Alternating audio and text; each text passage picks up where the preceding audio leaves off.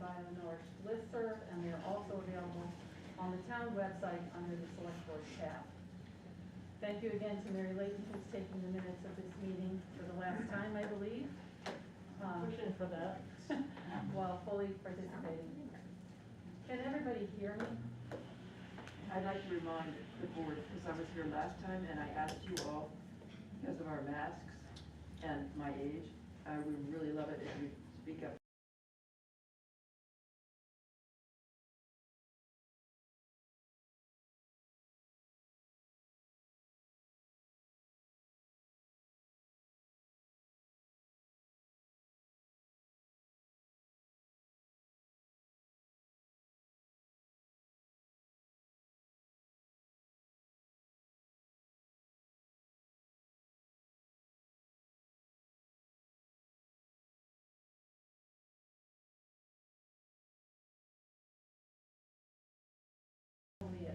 But it wasn't on our warrant.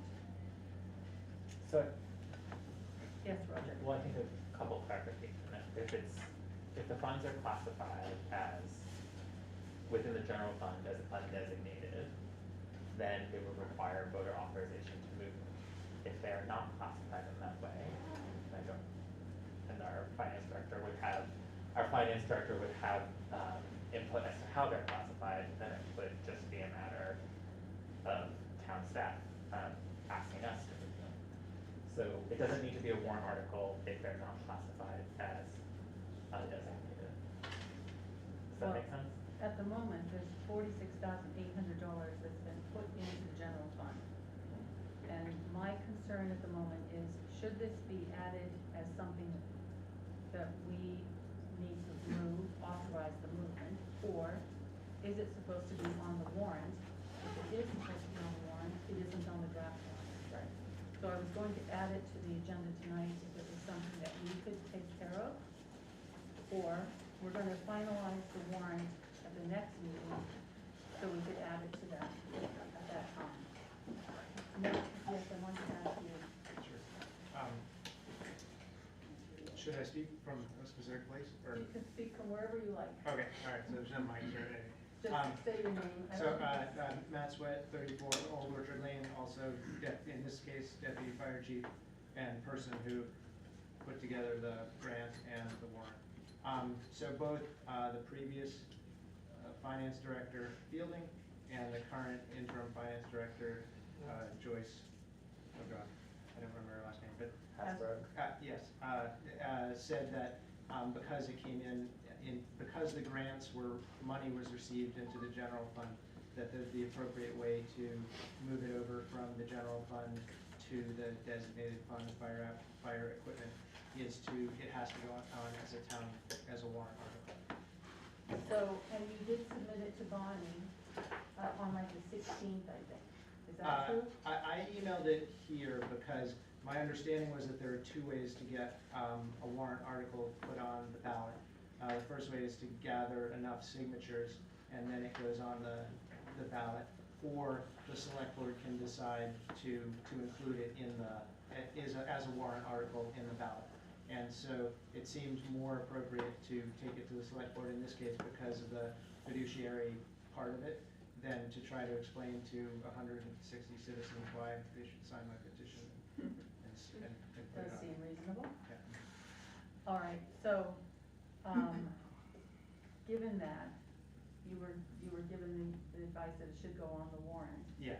Then I think what we need to do is, when we get to the warrant section, probably make a motion to put it on the warrant. Add it to our list of articles to consider. Yes. I think that's fine because it just says warrant articles as the agenda, so Yeah. we don't have to amend anything, I don't think. It's more of an FYI, I assume? Yeah. Okay. Well, if we needed to amend the agenda, I wanted to do it before we approve the agenda. Okay. So, all of that being said, do I have a motion to approve the agenda? Mary? I have a slight point of order. Is it okay to talk a little bit about minutes and who to put them, or is that inappropriate? When we're approving the minutes, maybe we can talk about it then. Okay, How's that? that sounds great. Okay. So So I move to approve the agenda. Okay. Do I have a second? Rob seconds. Thank you. Any discussion? All in favor? Aye. Unanimous, thank you very much. Okay. The consent agenda is next. We have the minutes of the last two meetings, I believe, the AP Warrant and Correspondence. May we start with a motion to accept the consent agenda? I have something to say about that too. I don't feel confident about those minutes because I'm not caught up with any possible corrections. I'm supposed to send you this, I keep perennially forgetting that I was So, told you. I'm inclined to approve the consent. To also have a letter of like a call from correspondence, so how should we proceed? Okay, so which of the two minutes are you not comfortable with? Both. Both? Okay. So we tabled those once before. Shall we table those again? So, okay with everybody? I don't think they're ready for prime time. And we're waiting for something from Roger, is that it? Or I think I had agreed, we had received correspondence asking for corrections for these minutes, and I volunteered to gather them. I think I had started, and I thought, oh, this will take longer than I thought it would, and then it's now a tab on my computer. So, so I will do it. You have to Yeah, get I on. can do But that. I don't feel comfortable That's fine. voting on them, so. Okay. It's, I think, it just for the reason why it's so difficult is, people when asking for corrections should be very specific as to what they want changed and where they would like it to be changed, so we would have the ability to easily consider it. That hasn't been the case, and so I'm finding myself going back and doing that work for the board's consideration, and that's why it's taking a while. Maybe just send them a note and ask them to do that for you. Okay. That would be good. I also have a question about that. We used to have a practice of just presenting to the full board written suggestions for what to correct that would go in the packet so that everyone can see them and understand them, make a decision. Okay, So, let's do that for next time. Roger, would you like to write to people and ask them to do that? Sure, I'll copy you, Marcia, but yes. Okay. Good. and then what about the, sorry, point of order, on the correspondence, there's one letter I'd like to call. Yep, should we have a motion first, then we can pull it afterwards? Sure. Okay. So, do we have a motion to accept the consent agenda absent the approval of the draft minutes from 1/11 and 1/13/2023? So moved. By Mary, do we have a second? Second. Second by Rob. All approved, oh, sorry, any discussion? Mary? Just on the letter, I'd like to discuss. Yes. The letter by Doug Wilberding, I just want to correct for the record. He is saying that I circulated a petition to remove the listers, and I did not do that. And somehow it's also pulled in my brother-in-law, who is testifying that I did do this, so it's getting messy. So I don't appreciate that. And also that in the letter, it's saying that it might be true that the select board, that 3 of the select board members met in violation of the open meeting law to discuss this topic. I can say for myself that did not happen, and I consider that allegation extremely offensive. Okay. Thank you for that. We don't have the writer of the letter here with us tonight. Okay, so,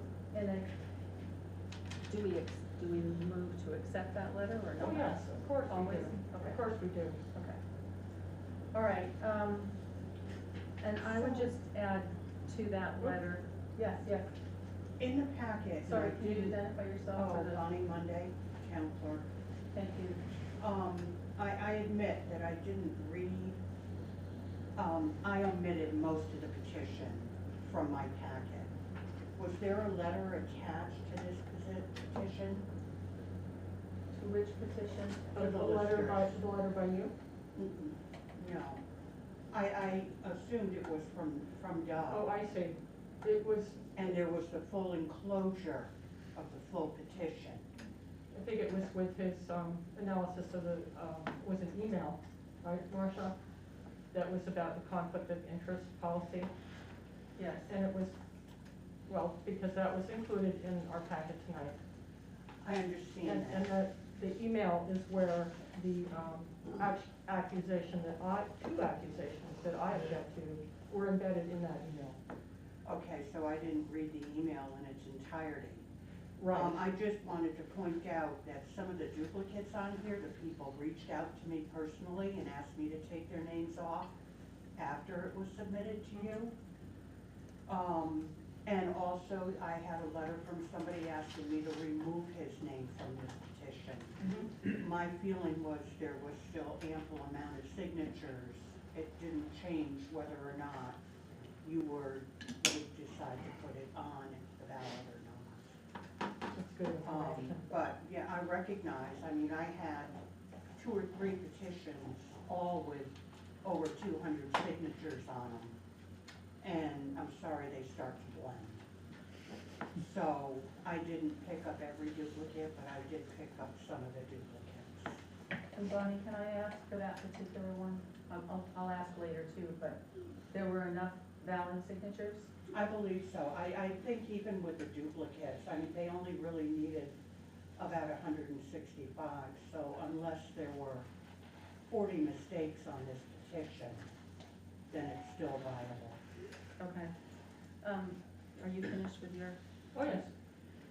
I wanted to just, I always take things like conflict of interest seriously, so, just a sec. And, so I looked around to see if I could find anything about this, whether a select board member could or should sign a petition. And I find under the conflict of interest prohibition, 24 V.S.A. 1984, paragraph, subparagraph, small b, 2, conflict of interest does not arise in cases of votes or decisions on matters in which the public official has a personal or pecuniary interest in the outcome, such as the establishment of a tax rate, that is no greater than that of other persons generally affected by the decision. So it may not be the wisest thing to do if there's any appearance of a conflict, but I'm not sure that there's an actual prohibition. So I just thought that should be mentioned. All right, so with all of that, is there a motion to accept the consent agenda as, there wasn't Leanne? Mhm. Wasn't there? Yep. So are we ready to vote? All in favor? Unanimous. All right, the next thing on our discussion tonight is the oath. And before I go, is there any comment from the public? I apologize. Stuart Richards. So I'd like to speak to the open meeting law for a minute. I wrote a letter, which is not in the packet because it was received just today. Whether, it's my understanding, and if I'm wrong, I'm happy to be corrected. But my understanding is that when you have a public meeting, you've warned a public meeting, you may not have that meeting without including public comment in the agenda. And this is the second time recently where you're going into executive session without including public comment. It may have nothing to do with the executive session that you're going to have. It may have something to do with the executive session you're going to have. But it's improper, in my view, to have a public meeting when you do not include public comment. So I would appreciate your changing the agenda and including public comment. There may be nobody who shows up, there may be nobody who wants to comment, but nevertheless, there has to be an agenda item that allows for public comment. And I stand appreciate- chastised, and I appreciate your hearing me out. No, I stand chastised, and I'm incorrect for not doing that, and I apologize, it won't happen again. You don't have to apologize to me Well, or anybody. Madam Chair, you're not incorrect. There is no legal requirement to have public comment on the agenda item. well, It is the board's rules and procedure for whether or not they wish to make that a part of their agenda setting. And there's a whole frequently asked questions on the matter on VLCT, on best practices and thresholds, what your requirements are. So I appreciate I appreciate the way that you're trying to structure the agenda differently, and you can be free to add public comment for items not on the agenda to the agenda, but there's no legal requirement, and there's no violation of the open meeting law. Excuse me, I was addressing, Marcia's chair. I'd like to respond. Stuart? So I believe, Roger, that you're very incorrect. If you read the statute, you'll see that public comment is included. You need to allow public participation. Public participation is defined as public comment. I will look at it very closely, just so that we're all clear, but we have said in the past that we would have public comments. I didn't put it on the agenda specifically. I'm afraid I've been sort of going back and forth rather quickly, too quickly. Mary, did you have a comment? I'm just in the, I've been pretty careful with minutes to note that there was a obligation for public comment. So that side of it, I think we're acknowledging the legal requirement to have it. And it wouldn't be a bad idea to put it on the agenda to make it clear, because Stuart's used to making public comments, but people that are new to this might not even know they have the right to do it. So I think it is a good practice to put it on there, even if it's not a legal obligation to stick it on an agenda. And I do note, when I have this verbiage for the action items, and it says, there'll be an introduction by the chair on items being decided, any related correspondence, public comment, select board discussion, select board action. Right. So it's on there, but it's not like bolded. Right. I'm just talking about the meeting that's scheduled with an immediate executive session For Oh. tomorrow. The 24th. For tomorrow. Tomorrow's for meeting. tomorrow. Okay. Right. I would much appreciate it if you put it in there, whether or not there is public comment, and whether or not Roger is correct or not correct. It's been our habit for many years to have public comment. And to exclude the public is, to me, is just wrong. So, I mean, you've got a whole bunch of people who are sitting here tonight. Some of them may want to make a comment tomorrow, even though they may not want to comment tonight. So it seems to me a reasonable thing to do. Yeah, it's a kind of a subcommittee, so I haven't had anything to do with the warning of the meeting It's or anything. Labor negotiation committee. I'll be here tomorrow, the conference room in Tracy Hall. If you want to make a comment, come on by. But it's 85 degrees, so wear your t-shirt, okay? It's really hot I in there. can fix that for you, Mary. Well, it is. It's I got warm in t-shirts. there. All right, so I think Charlotte had a comment next. It's just that I'm gonna plead with Roger and all of you, once again, when you're talking among yourselves, you're not making it clear to us what you're saying. So, Okay, thank you. I'm so sorry. It's okay. It was, Okay, under the hat, that's Manu? Yes, Yeah. sorry, Manu Tassone, 428 Hawk Pine. I just Googled the Vermont statutes, Title I, General Provisions, Chapter 5, Subchapter 2. It says right there that the public shall be given an opportunity to be heard. Amen. Thank you, thank you. I'm happy to send the link to it for everyone on the board to read and become more acquainted with Vermont statutes if necessary. Thank you. Madam All Chair, the matter was just that there's no obligation to write public comment on an agenda. That doesn't mean that we would obstruct or prevent a public comment from being made. So that was just the point that I was making to you as, in this discussion, as we To all guided of us. through. It's semantics, and we should just move on, but, Okay, well, I think in future. I support the way you've structured our agenda. Thank you. Just going forward, I think all of our agendas, subcommittees or otherwise, should have a space for the public comment, just because it's a welcoming way to do it. All right, next, the town clerk presentation, I believe. It's not really a presentation, it's more of a discussion. I leave it to your discretion for the I'm gonna discussion. share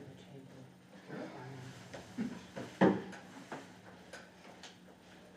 way we've structured this is basically this is an opportunity for us to learn from Bonnie.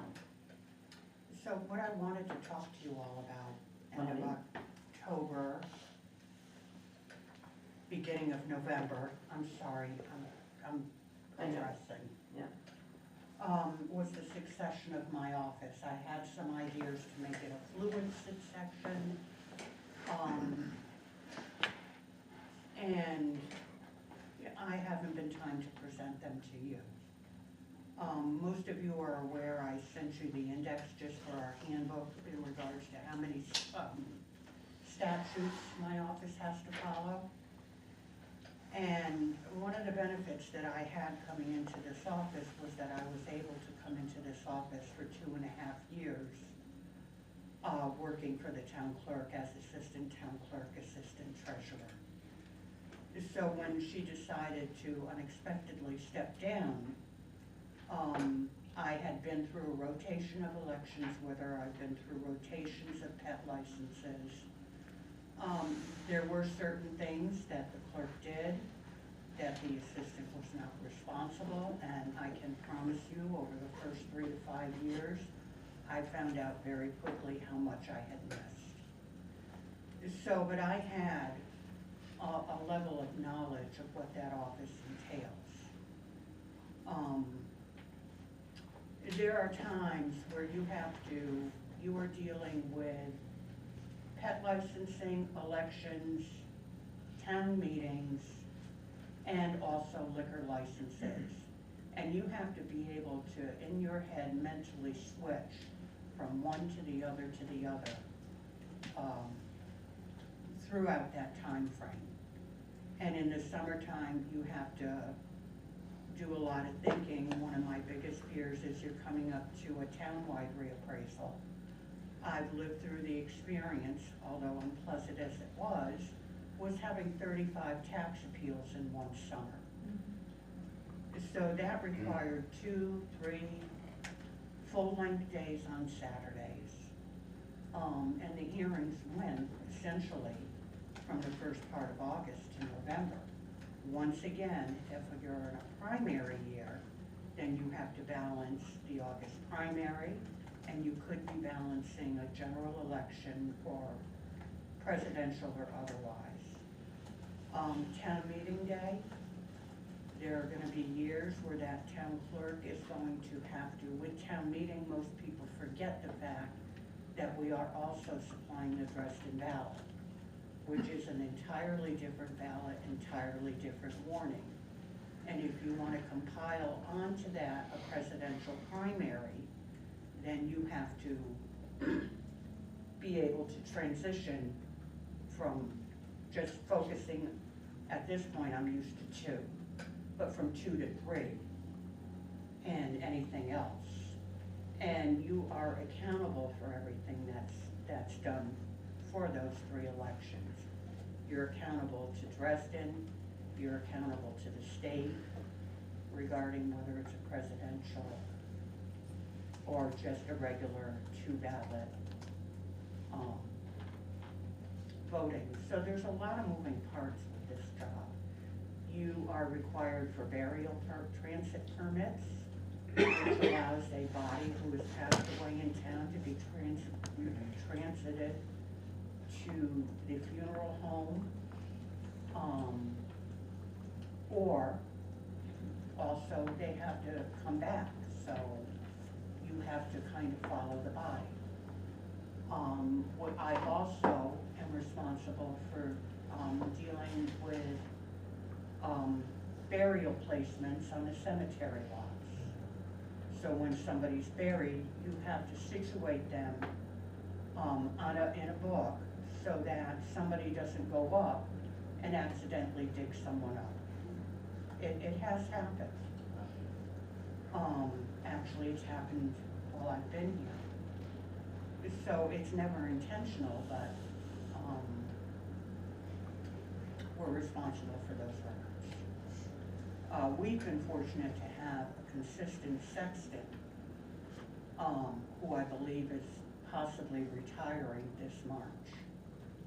So the cemetery commission is we're gonna be actually having a discussion about it Wednesday on the direction the cemetery is going. Which ultimately may lead to it's coming to the town. So, and there is a great deal of work. You know, I've been self-educating a little bit on green burials because I happen to, you know, be the clerk, and currently I have assumed a one-year position back on because I had planned to retire off that last year. So green burials are they're happening. Our first one was in the backyard of someone who passed away here, and the health officer assisted them greatly with the placement and clearing things with the state. And there's certain things, like I have yet to receive from them the map of where their loved one is buried. But dog licenses too, I used to, as a courtesy to the town prior to COVID, I would go to the rabies clinic on the Saturdays, and I'd sit there and I'd register town dogs. So it's a multi-layered job, and it is a job that can be, you know, be here year-round. When I first was looking for assistance, I did have an assistant who did live in town, and she left, and I found that I would have to advertise out for new assistants. At that time, I discovered there was no one interested in working as an assistant town clerk within the town of Norwich. So I had to hire out of town. I lost 2 assistants because they moved on to other things. One ultimately semi-retired. So I hired Judy 13 years ago, and she has had essentially 13 years of training with me. It wouldn't be ultimately a fluid transition because there are certain things Judy is not aware of that I do on my own. But I was gonna suggest at this point, maybe we consider appointing a next town clerk, and with hopes that if it were to stay in my office, then that clerk can then start grooming a future clerk down the road to be able to assume responsibilities when they leave. I am not excited about losing another elected office. I'm not excited about it at all. I'm looking more for the consistency and a less harsh transition from myself to someone else. At the end of the day, I guess it's up to you whether or not you would like to put an article on the town warning allowing the ability for an appointment. If that measure were to pass, there is a 45-day period in which I would still act as the town clerk until you appointed the next clerk.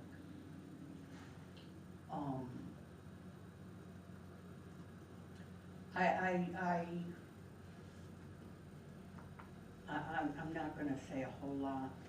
To me, for consistency and fluidness, I somewhat am leaning towards the appointment. Part of me wishes that we could do it, maybe have somebody move into town and be able to continue doing it. Part of me says 2 years it doesn't work out, put another measure on there and revert it back to being elected position. The one thing I will say is that because this is such a statutory position, you guys really have no authority to overstep their statutory duties to the state of Vermont. Such as you can't tell her she can no longer license dogs. You can't tell her if there is a statutory reason why she is doing something. You cannot direct that person not to do that procedure. So, there is protection for the clerk in that respect. But, there we have it. Okay, anything else that you wanted to add?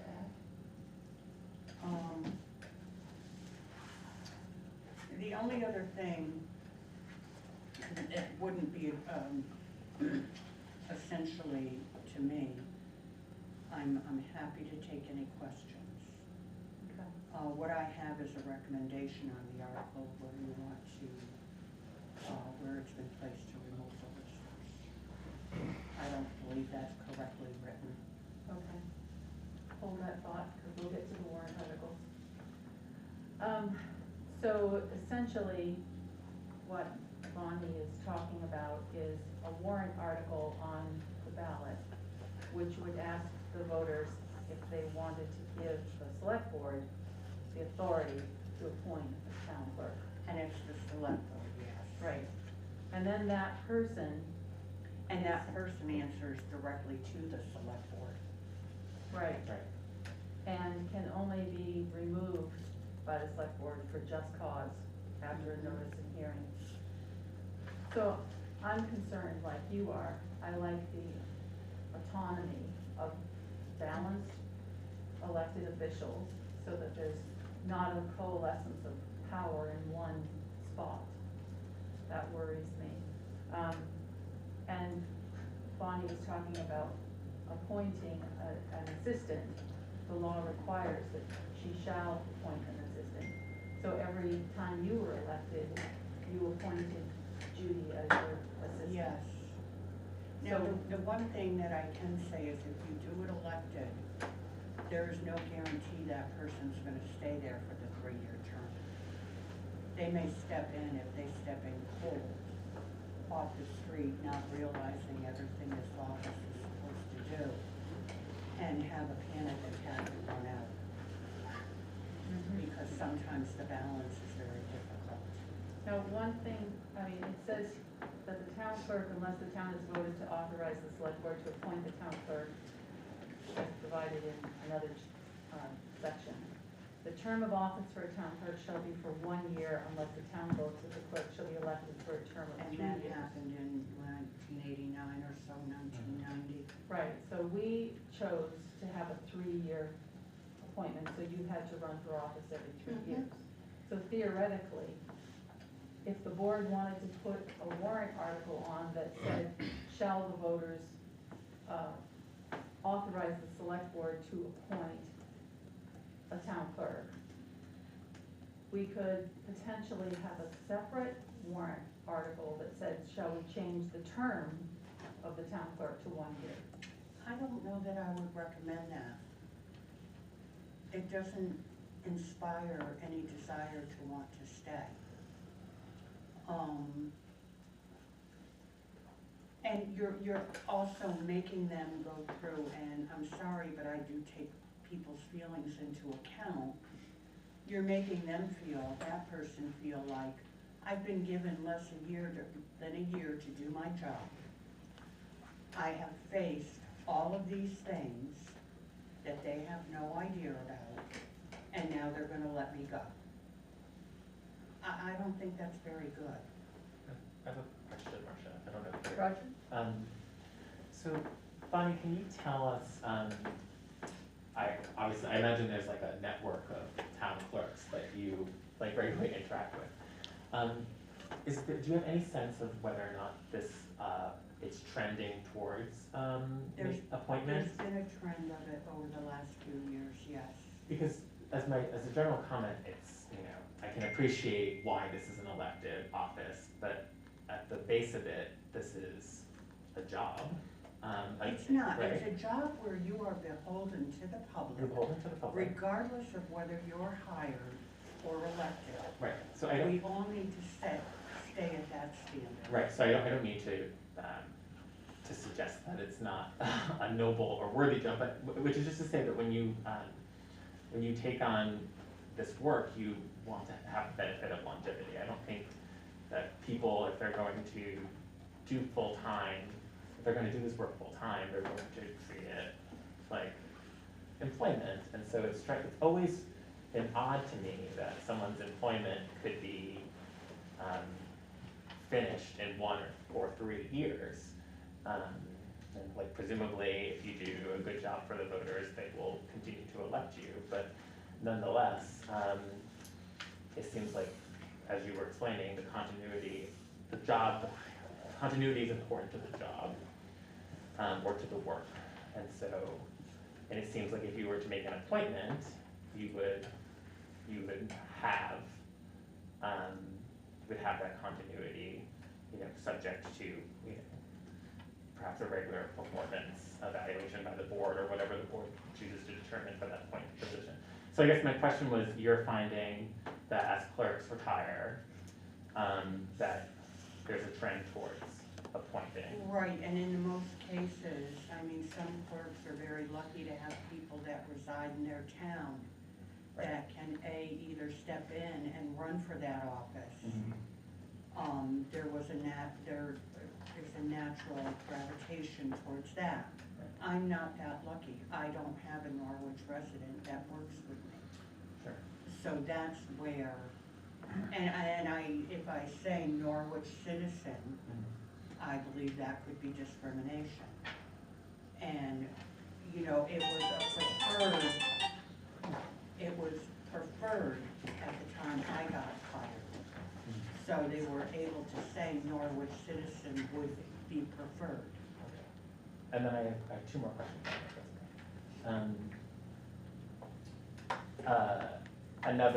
I believe another reason why boards ask voters to change it from elected to appointed is if there's no community interest. So are you finding, has anyone I do have submitted? one person who's Okay. running for the position. Okay. All right, and then my final question, which you don't have to answer because it's putting you on the spot, is regardless of whether or not it's appointed or an elected, I believe we would have the ability to retain you and pay you for a transition for a period of time. Would you be willing to serve in some consultant capacity to If it help came with your the successor? elimination of the assistant that I currently have, no, I'll have nothing to do with that. Okay, and then as Marcia said, that often the clerk makes the appointment of that assistant. So if an elected successor chooses not to make that appointment, you wouldn't be able to. And also, if it were to move to appointment, you do have 45 days to appoint. Right. So You I being am the town beholden. clerk. Pardon? Us? The The board. appointment You. we have, yeah. The board. I am beholden to stay for a period of 45 days after that. Okay, those are my questions, thank you. Anyone else? I have a question. Logistically, a candidate has put their name forward, and you're suggesting that the board put also a warrant article. So how does that work? People just vote for the candidate, or they vote for the warrant article? They would have to vote for the warrant article, because no matter the outcome of the candidate, the warrant article would take precedence over because you're changing the process from elected to appointed. I don't believe that you are bound to naturally appoint the person who ran. But if the vote was, If it were to fail and people decided that they would prefer an elected clerk, then that clerk would take office. so then we'd be forcing people to vote, no, I don't want to authorize the select board to appoint, and yes, I want to vote for Susan Smith. If you had done this when I initially asked the town manager to put it on the warning, we wouldn't be having this conversation right now. But would we have? Because it would have been on and off year. I see, okay. So we wouldn't even have to entertain this conversation right now because I was looking at it longer ago and requested to speak to the board and was never given the opportunity, we wouldn't be having this discussion. So you wanted this to be brought up for the last election? I was toying with it last year, yes. I'm not gonna say that it was at that point that I asked to go on the ballot. Okay, any other questions then? It's actually been on my mind for like 2 years. Okay. Well, thank you very much, and thank you for your service. Everyone in town appreciates it. Thank you, I appreciate that. Will I know tonight which way it's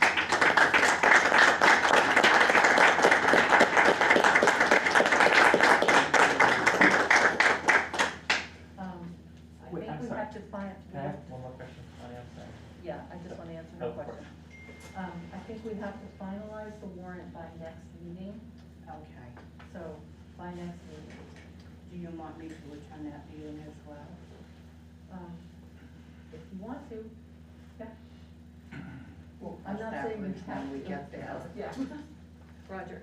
So, Bonnie, when people ask me about the warrant article, if it were to become, if we were to put theoretically, a warrant article to have an appointed clerk, and people ask me about it,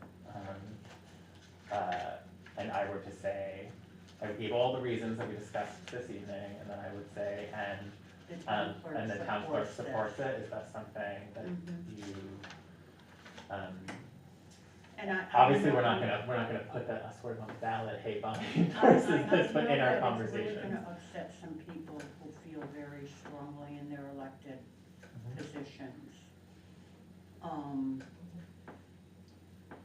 And having been through COVID, which, I'll tell you, any new clerk at that point, I don't even know what possessed me to run again that year. I had planned to retire 3 years ago. But in the back of my head, it was that we have primary, it was a heavy election year. And I didn't want the election process Right. to disenfranchise the voters. And when it did disenfranchise, at least I was there to help. Judy came up with the idea to do it at the transfer station. We looked at it logistically. It works.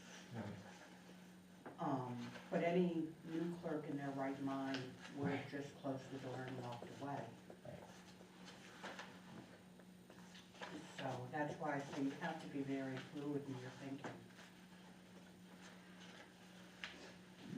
Yes, Charlotte. Yeah, does that mean that the select board would then go and do a search for a They would have town to clerk? post it, but Because- they would have to post it, yes.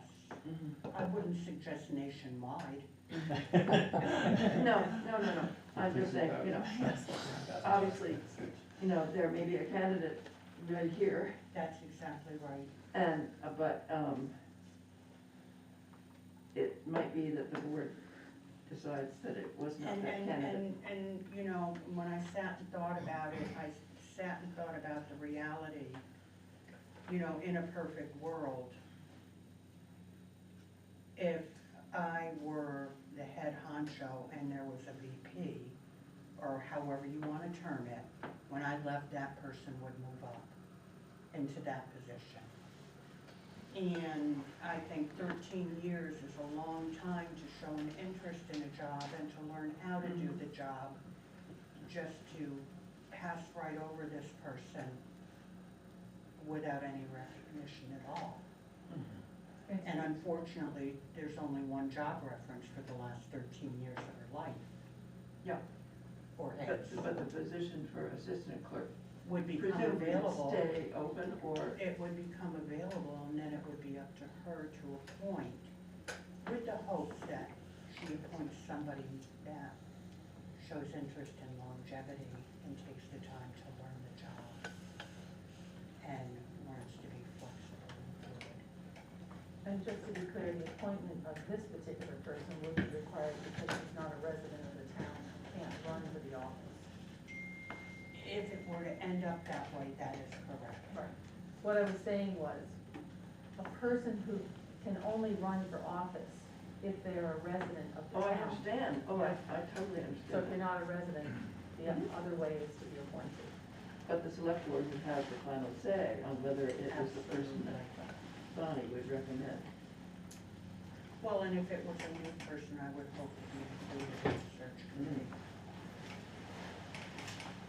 So, Okay, thank you very much, Bonnie. thank you.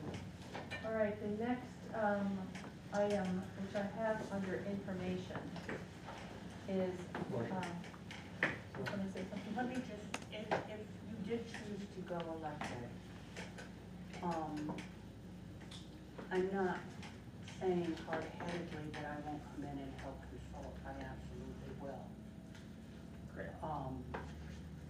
Only because it's better for the townspeople, for that knowledge to be passed on. Agreed. So I guess that's a topic for another day. But yes, I definitely would. I don't want to see the town suffer because of lack of knowledge. I know. Institutional knowledge is hard to come by. You're running short on it. Yes. Yeah. All right, Stuart, you had a question? Stuart Richards, 82 Elm Street. I just wanted to thank you for thanking Bonnie. I think that 30 years service it's an incredible amount of service. I'm not aware that anybody else in this town has worked for the town for that long a period of time. And I really think that the select board should do more than just a, whatever it is that you might be wanting to do, you know, a written thank you. I think that there should be something more than that. And I'm not sure whether it's a going away party or what it is, but I think you should discuss it and get some public input and really recognize what Bonnie has done. And I also think you should pay close attention to what she's recommending with respect to Judy. I'm not exactly sure how long Judy's worked for the town. I remember her 28 working. years. How many? 28 years. Judy has? So I Yes. remember her working at the transfer station for a long period of time. And it just seems to me that we need to really be mindful of those who have served the town. And there's not one of them that's gonna become a millionaire working for the town. They do it, and they do it very well, and they do it faithfully, and I really feel that recognizing not only what Bonnie has done, but also what Judy has done for the town for so many years. So I appreciate your consideration in thinking about this and making a decision that will be the right decision. So, thank you. Thank you. All right, among those offices that are vacant is the town moderator. And no one ran for the office last year, and their starring role is the meeting the night before voting. And so we have no one to star in that role. And so unfortunately, I had copious notes that I can't find at the moment, but there are 3 ways that this can be remedied. One of them is to have a floor vote the night of the meeting, but unfortunately, I think that means that we would be doing it by a show of hands, and we voted to have Australian ballot in this town. So I don't think that that would work, but there are 2 statutes which allow us, the select board, to appoint someone. So John Carroll had initially, he had done it previously, he had initially expressed an interest in being appointed, and then he withdrew that interest subsequently. Thinking about what we would do, I contacted Jack Camden, who said he would be willing to serve for that evening. And then out of the blue, Peter Orner suggested that he would be willing to serve for that evening, if nothing else as a backup. So for the board, I think we have to make a decision, possibly by next meeting. I didn't put this on for a vote. I wanted to see how you felt about it, but we have 2 candidates who are willing to serve and I would like you to think about that. Does anyone have a comment before I go to Bonnie? Roger? I mean, typically, I think actually, ironically, Marcia, you would normally insist on this, that we would have a call for people to apply and be appointed. I don't think that's necessary, but we could just state that we're deviating from what we normally would do. And that's why I'm bringing it up. We've got Yeah. we've got two people who are willing to serve, but we Yeah. can make a call. I don't think it's something that, Deviating from past experience. well, I'm When- sorry, when we- Bonnie? Typically, I have called people to see if they would be moderator. And then I would submit their name to you. That is the way that we've done it in the past. For Jack, he has moderated town meetings before, and he was also moderator for the Prudential Committee. So I just, we should clarify, doing that a lot for the audience, that when we make appointments, when we make select board appointments to committees or roles, in which we're asked to make appointments, our typical process is to, as I just explained, through an application process. However, sounds like the specific case of moderator may be different, and also you have two candidates, so I'm fine with that, but I was attempting to point out, consistency, but that's okay, maybe it's not, so I'm good. Well, no one is wedded to any particular approach. I think that's what totally I fine. said, there are 3 statutes. And we can certainly send out a call and make a decision next week, because I think it's not on our agenda to make a decision tonight. I've Right. given you advance notice, and you can make up your mind as a collection. Well, if we wanted to advertise, we would have to make that decision now, That's what I'm saying. yeah. So, When you say next week, are you talking about next? the what? 25th, I'm sorry, It's 2 days, yeah. It's coming right up. next week is Wednesday this week. That's my, this has been like a marathon, hasn't it? See you So, Wednesday. on Wednesday, the 25th, we will be finalizing the warrant. At the very same time, we can make a decision about the moderator. We can probably make it later, could we not, Bonnie? But it would be nice to have it all done and dusted by the time the warrant is settled. You kind of lost me.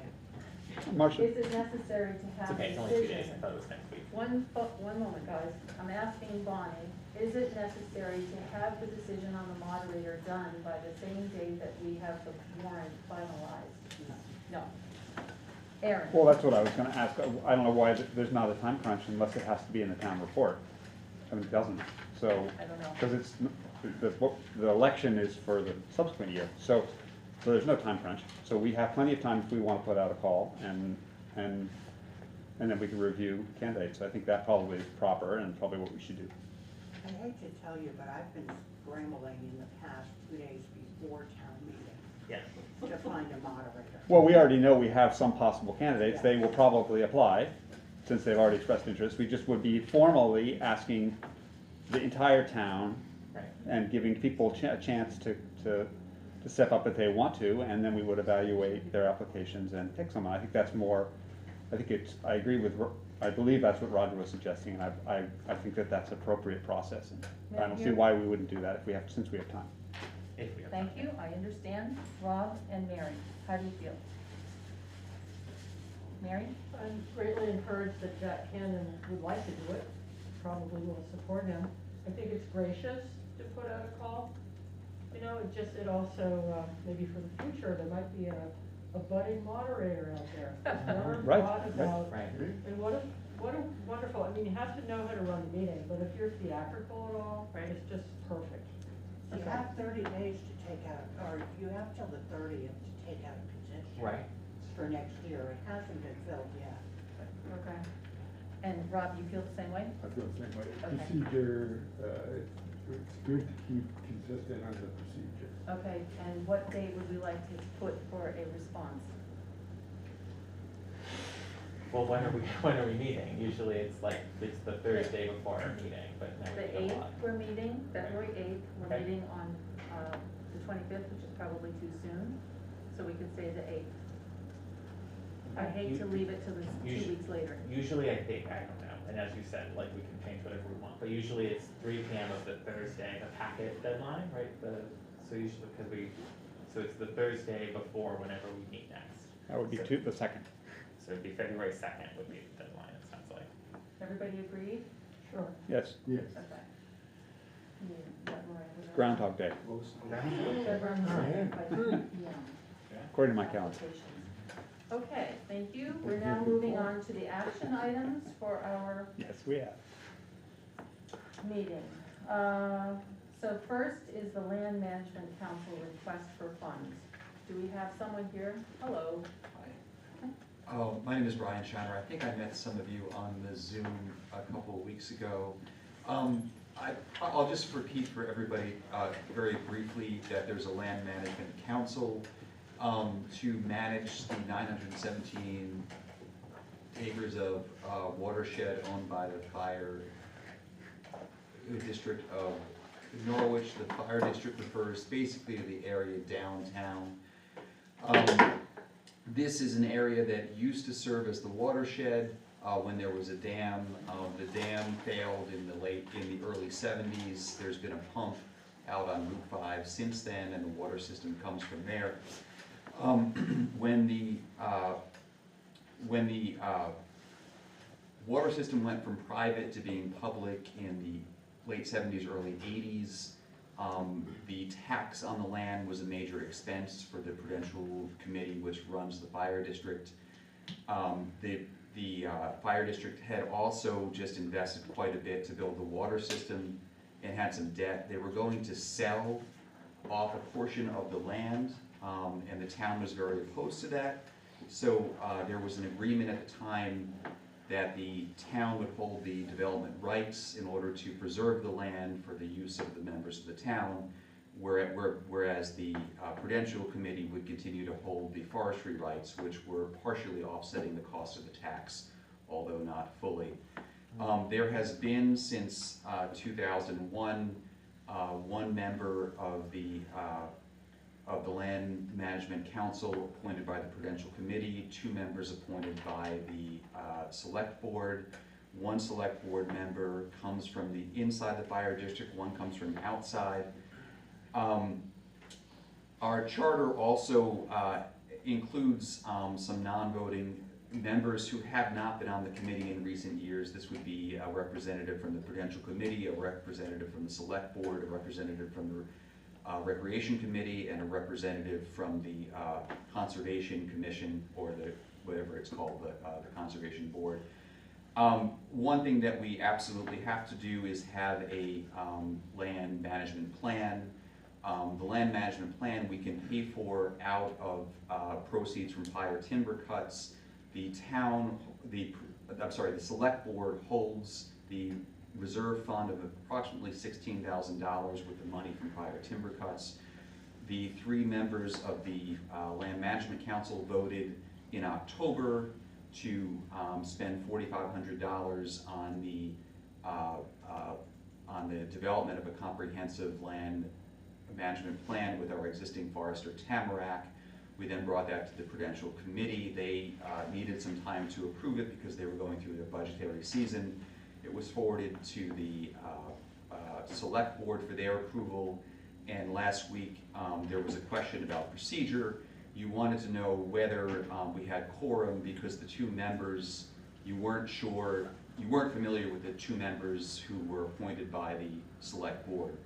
Those 2 members, their terms expired in 2022, so that when we did vote, we still had quorum. We do need you to vote. So they were last appointed by the town manager, Herb Dufree, so they could be appointed again by the interim town manager. I would not recommend finding new people at this point. David Hubbard has been on since the start, and Byron Hayes is currently on as well. I think there's just no institutional knowledge at all. I've been on the committee for 3 or 4 months and really don't know much about it. So my recommendation is, now that you guys know that we did have quorum, that you allow us to spend the $4,500 in the land management plan that we're required to have, and that you also reappoint Byron and David to the land management committee. Can I just make That was the I thought subject. that they were staggered Bonnie, terms. Bonnie, because this is being recorded, isn't it? Right. So, Bonnie, I was asking, to my knowledge, they were to be staggering terms. So either appointments had been missed, but you have everybody expiring. What I saw in the preliminary report was everybody expired in 2022. And when I read some of the documents, it intimated to me that they were to be staggered terms, so that everybody wasn't off at the same time. yeah, initially, when I looked way back at a lot of the town reports, there were different periods, but I think part of the confusion here is that this is supposed to be, I believe, a select board appointment, and it was made by the town manager, which seems to me not, it shouldn't have happened that way, so it should probably go through the select board. So, the question then becomes, ladies and gentlemen, do we have a motion to approve the release of $4,500 to the Land Management Council for their comprehensive land management plan? I have a question, Marcia, before, I don't know if you're asking for a motion, I don't know if someone was gonna make one. but- Sometimes we make a motion and then have discussion. Okay, Would anyone like to make a motion and then we can have discussion? So moved. Second. And Rob seconds it. Now may we have discussion, Roger? sure, so in lieu of that motion, I was just gonna suggest, so I really appreciate that history, you were being modest when you said you were new, that was brilliant. And thank you, Marcia, also for your summary, which I think was also very helpful. So in lieu of making that motion, I think we should just do what you summarized for us, which is to make the appointments for the expiring terms, figure out how we wanna make those appointments, and then potentially take up the release of funds. And then, but I think actually, probably second to that, I would review the agreement, which has to be reviewed annually according to. So I think your summary, so I think we should do what you summarized for us, because I think that's the path forward, and we could make those motions, quite frankly. We could, to be consistent with your earlier move for consistency, Yeah. we could advertise for people who were interested. Presumably Byron and David are very interested, but I'm not sure I could do this without Byron and David. David is a forester, he knows what he's doing. yeah, Byron's a specialized. landscape architect, I'm not really sure that I can, if random people were interested in joining, I'm not sure that I would be able to orient them to what we're doing. Right. The other thing to keep in mind is there are 3 more years in the current agreement. It gets renewed every 5 years. If you just renew the people for 3 years, it gives us 3 years to figure out what's going on, because things have kind of fallen apart.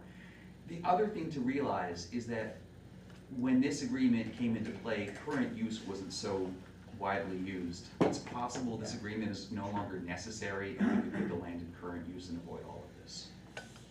So how would you propose we efficiently review the agreement, because it's supposed to have been reviewed, and it's woefully behind. Yeah, so I think we can take care of the short-term things that can be fixed today, which are spending $4,500 in the comprehensive land management plan and continuing our quorum, so the 3 of us, so we can continue to work.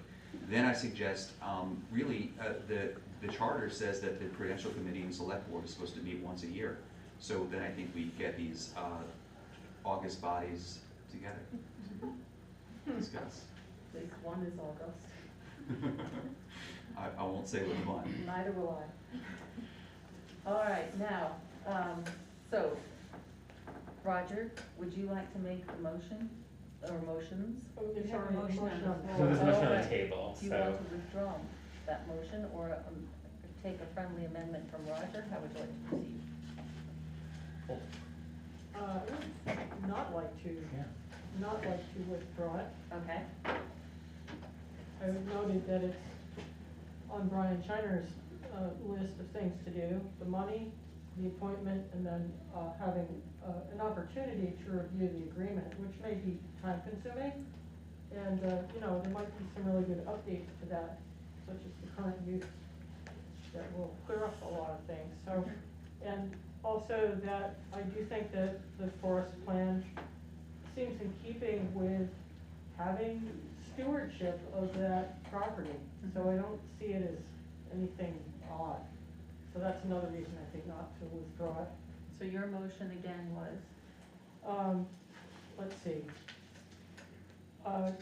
Move to approve the release of $4,500 reserve funds as requested by the fire district for the land management plan Okay, and that was seconded by by Rob. Rob.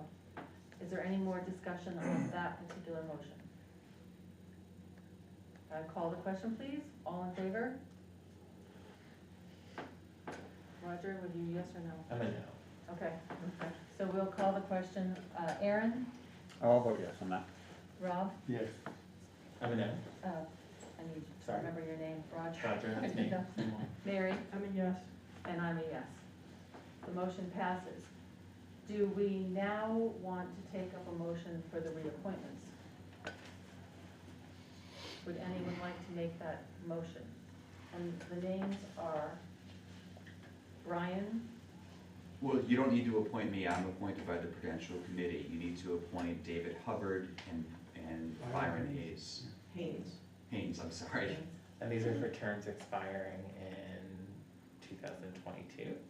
they expired in 2022, so it would be 2025. Yes. So for the remainder of the current agreement, which expires in 2025, so that would give us time to figure out what's going on. Put in the current deals, yeah. Okay.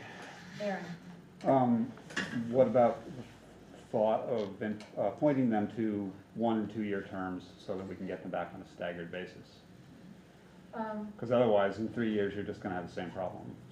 well, we could, but we're also talking about renewing this agreement, and that might, The agreement may no longer be necessary. I mean, we may be able to dissolve the whole thing in 3 years when it ends, Well. use a different mechanism. Or sooner, but I just, anyway, just an idea. well, they've been doing this, I guess, for a while, for the 3-year period, so. So, so I understand you want a motion. I guess can I ask a question? Yes. So, what is sort of what's the accountability piece on reviewing the agreement? So it's clear that it's the Prudential Committee and the Selectboard who is accountable and beholding to reviewing the agreement, is that right? I think they're the signatories. Yes. Okay, and so if this board were to begin a process for reviewing that document, we would presumably have to also have the consent of the Prudential Committee to begin that? Well, normally an agreement takes 2 parties, Right. so they're one of the parties. So I represent them, and then Byron and David represent you guys. Well, right, so that's at the heart of my question, right? So, like, what if we think that we should begin a process of reviewing this document, and the Prudential Committee thinks that we do, but the Land Management Council doesn't, No, for whatever no, reason, we doesn't matter. don't need to say that. Yeah, so, I can't even spend funds or cut a trail without asking you guys for permission, so. well, it sounds like things have gotten done without necessarily our permission for many years, actually. It might But have that's been fine. that the town manager was giving. Yeah.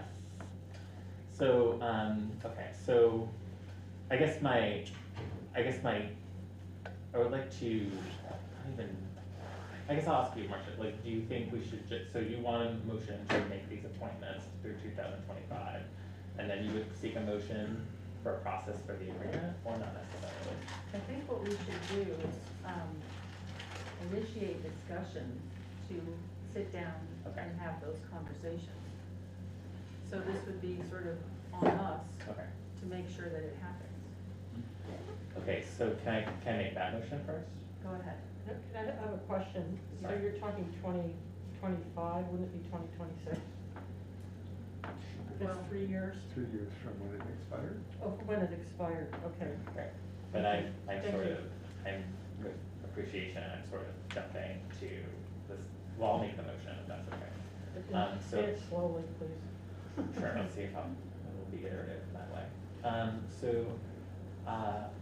I move that the Select Board begin to determine a process with the Prudential Committee for reviewing the 2001 amended, restated LMC agreement. Okay, could you say it again, please? Move that select board begin to, Initiate a determine- process or determine Determine a process with the Prudential Committee for reviewing the 2001 amended, restated LMC agreement. Amended, restated, hilarious. For reviewing the. 2001 amended, restated LMC agreement, which is what it's called in the summary. So Amended, thank you. restated agreement. Yeah, well, that's what it's called. Okay, just wanna get it. Might just be a file name, but nonetheless, it's what we're calling it. Seems to be what they Okay. called it. Yeah. And that's it, right? Yeah, that's my That's your motion. motion? Does Need a everyone second. understand that motion? Sort of, except for host. Okay. Do we have a second for that motion? I'll second. Rob seconds the motion. All in favor? Unanimous, good. Have you gotten your $4,500? I think we're in the middle of one more motion. May we have a motion to reappoint the two folks who are select board appointees to the Land Management Council? David Hubbard. Sorry, Byron Haynes and David Hubbard. that's correct. So, For terms expiring in 2025. okay, I'm gonna need all of that again Yeah? to be clear of what you're actually saying. So is it move to reappoint David Hubbard and Byron Haynes? It's in that form? Mhm. David Hubbard and Byron Haynes To a term ending in To 2025. to the Land Management To the Council? land, okay. Land Management Council for a term ending in 2025. Yeah. That's a 2-year term. I guess that, I questioned If we're that, go- yeah, and, if we're- Rob said it was, If we're going from when it. 23, 24, and Expired. 25. Yeah. that's why it's written like that. Brian, do you agree? So it's, currently it's 2020, so they were covered through 2022, it's 2023, 2024, 2025, so it goes through The 2025. end of 25. Right, that's what Rob clarified. I always use my fingers for these things. Well, just good to get it straight, so. Okay, so Rob made the motion, do we have a second? I'll second it. Thank you, Mary. All in favor? Good, unanimous. You're very welcome.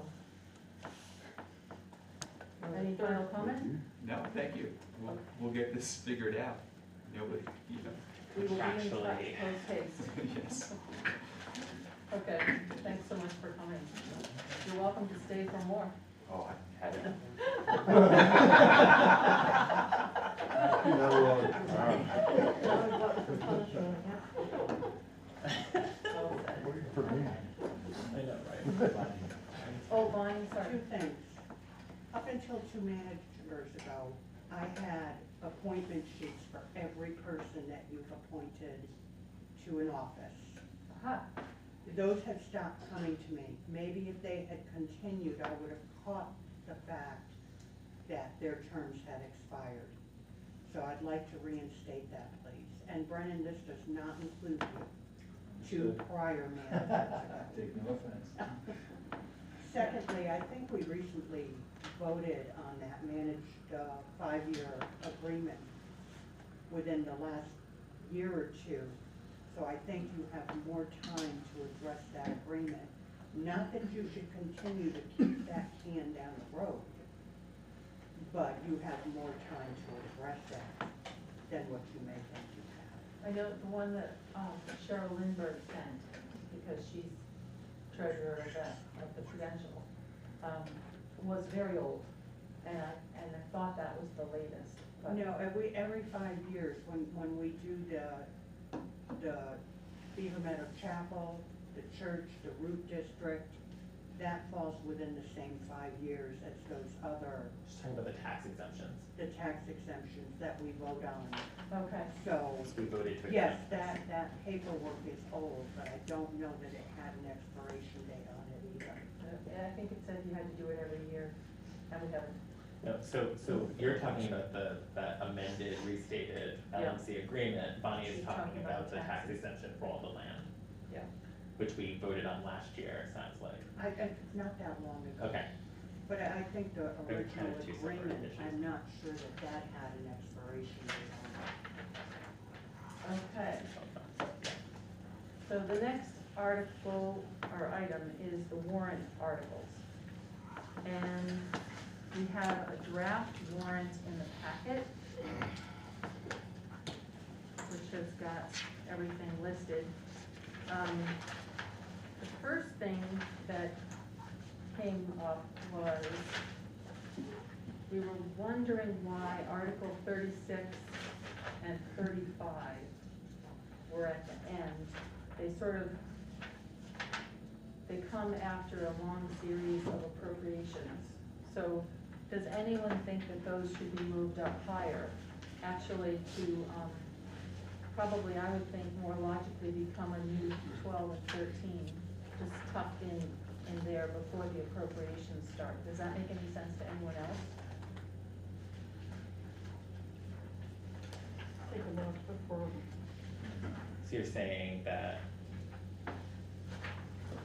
So there's articles that are doing things, sort of 2 through 11. And then there's a whole bunch of appropriations, and then at the end, doing something totally different, voting the tax exemption and the tax dates change. So I'm just wondering why they're where they are. Is it just random or what? Mary? I'm seeming, and Bonnie can probably clarify this, I'm seeming to remember that the vote to require when we pay the taxes comes pretty up in the, order. No, I think. it's always Wait, been at the last. end, It's always because it been never last. has really invited any discussion.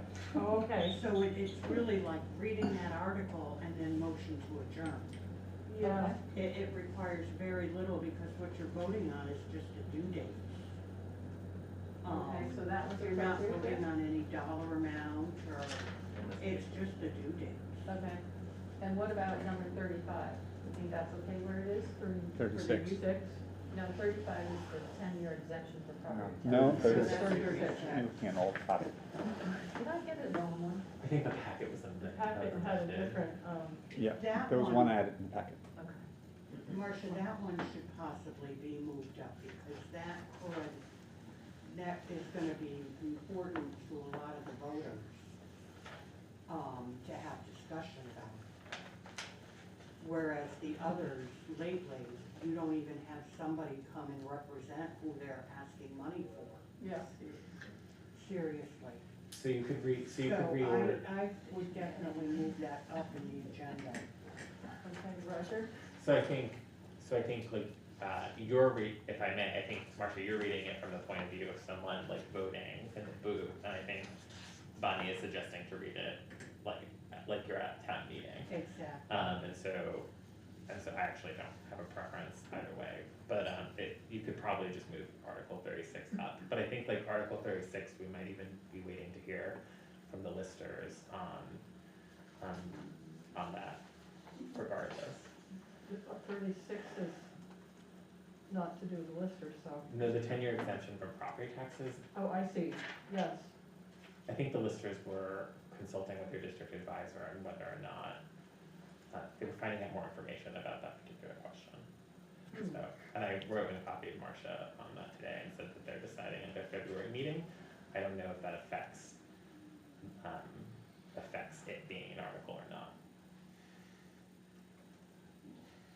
But anyway, I digress, you're talking about the order, and so I agree that the order can be changed, so that can be moved up. Yes, Mary? If we should decide to move it, should we just put it, at the top where it starts to shift to the, Yeah, I was thinking like make a new, a new 13? a new 13, yeah. What else did I miss up here? Well, there were two, draft warrant, documents I had to check too. So this is the one that was included in this packet. Hmm. The last packet had That says January 18. Well, So, you know, this, I had to check, so this is the one included in the Yeah. packet for today. Mary, I was tracking exactly where you were, Okay, is to put it before all the other oh, you recommend that? Yeah. Okay, so do we have to just say that we all agree to that, or what? I'm Um, I'm fine doing that by Probably. consensus. Consensus? Okay. Sure. Sounds good. Got Thank that you done? for the suggestion. Okay, so I guess starting at the top, and now I'm nervous I haven't got the right one printed, even though it says January 18th, as yours does. Okay, Let the moderator. yeah, we've got the moderator. I'm getting them all for you. Thank you, thank you.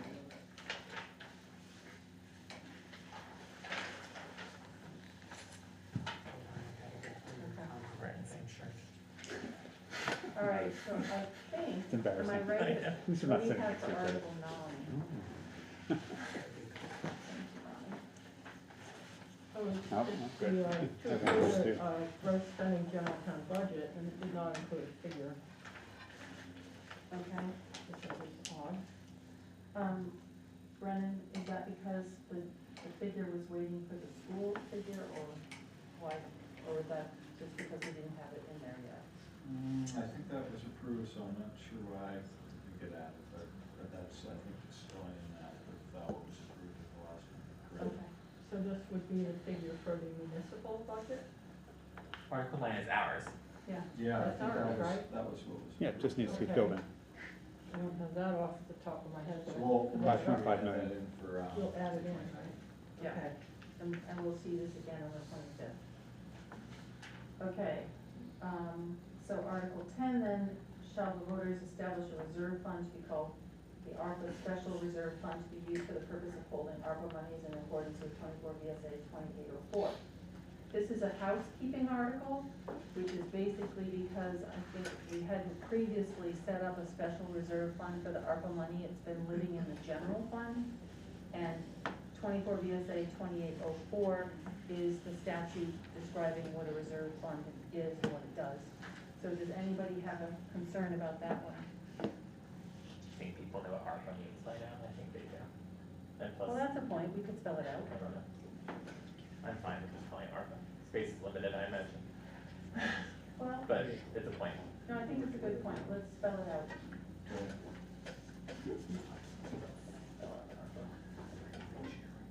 Okay. The next one, oh my gosh. Article 12. What Did I about 11? miss- 11 is the police, the Oh, right. additional police officer. Yes. I'm fine discussing 12 first if you want to, Marcia. No, we'll go in order. Okay. Article 11, it's just that I'm, Yeah. for some reason, at sea with these articles, with these warrants. Right. Shall the voters increase the fiscal year 24 gross spending general town budget by $80,785 to fund an additional full-time police officer in addition to the 3 budgeted full-time police officers? So, this article has 2 parts in terms of, binding versus non-binding parts. The binding part is the one that voters would vote for. So voters can vote for the town budget. The non-binding part is the one about police officers, how many of them, because that is something that's left to the town manager to decide. So we are advised by council that this is not an appropriate article because it's got those 2 things in it, the binding and the not binding. So what does anybody want to do with this? Mary? I have a question about how to proceed. So I'm assuming that we, for petition, that we need to use the language that was on the petition because that is what people fine, Mhm. like the exact language, and this, I think, will come up also with the With the listers petition. That makes sense to me, does that make sense to Well, we you or can't, others? I'm told that we cannot make a change after the 19th, which is the date that they were due, or that the petitions were due on that date, so they couldn't be changed. By anybody? Yeah, Yeah. well, the select board could make its own motion if it wanted to, its own article. But, What's the deadline for us making a change? well, we're gonna finalize it by the 25th. Okay, well, I just want to be clear in terms of procedure. So, if we accept the petition as it is, then it's the exact language that was, put on there, so that when you see the petition, you see the language and you agree to it. So what's the timing and what's the authority of us altering that, if we should do that? Do we have to come up with our own and completely replace it, and it's a select board, article, or what? It's not clear on that, and it looks. I would be think like- that you can alter the wording in the petition to make it legal, because on Article 12, you're gonna have to We're gonna have to change it. change that to cite the statute, because it's the statute that's giving permission for that article to be on there. Or reject it, right? Reject it. So it's But gotta be one or if the other, you right? want to recraft that other article, Well, let's stick with one. I think you're right, we have to treat them the same. Right. no, Well- slightly different, because the number 12 is by statute. Well, we're told by council, we can't amend somebody else's, That, but we can make our own. Just like we're saying, like it's possible for us to say, shall the voters vote to authorize the select board to nominate a town clerk? right, but pursuant to Title 17, you have to cite the title in the subchapter. Sure. So, So 11 is different, because you have to cite the statute as to, Well, The neither, Lister one is the one. the you- lister one is what I'm That's number focusing 12, on. right, so, Mary, I think it's I just want a 26. clarification from Bonnie. I'd like to do this slowly, so I get it. So, if a town is going to we're going to have the opportunity to vote to eliminate the board of listers, that, the way that's stated has to be according to the statutory way of doing it. Is that your point? Like there's statutory language that would be used if that's going to go forward. Is that Well, true? but I'm not so sure. I mean, you can, I think, work with the petitioners on 11 to see if there is something that you can do by the ballot. Right, but I'm just in terms of the lister one, are you saying that there's statutory language that is required if under that circumstance? Yeah, it's, I It's pretty believe, proscribed language? well, it's pursuant to 17 V.S.A. 2651C, small b, and then 1A. small b, yeah. So if it's gonna be done, it's by statutory language, which is sort of easier in a way. 'cause So it's all that's very easy to clear. fix, at the end of it, you just put pursuant to Okay, Title 17 VSA 2061, so that would, and then the little make that one parenthesis. be correct. But let me just clarify, I'll get to Aaron and Roger. I understood the attorneys to say we couldn't be correcting these. They advised against it. Right, we're advised against doing that.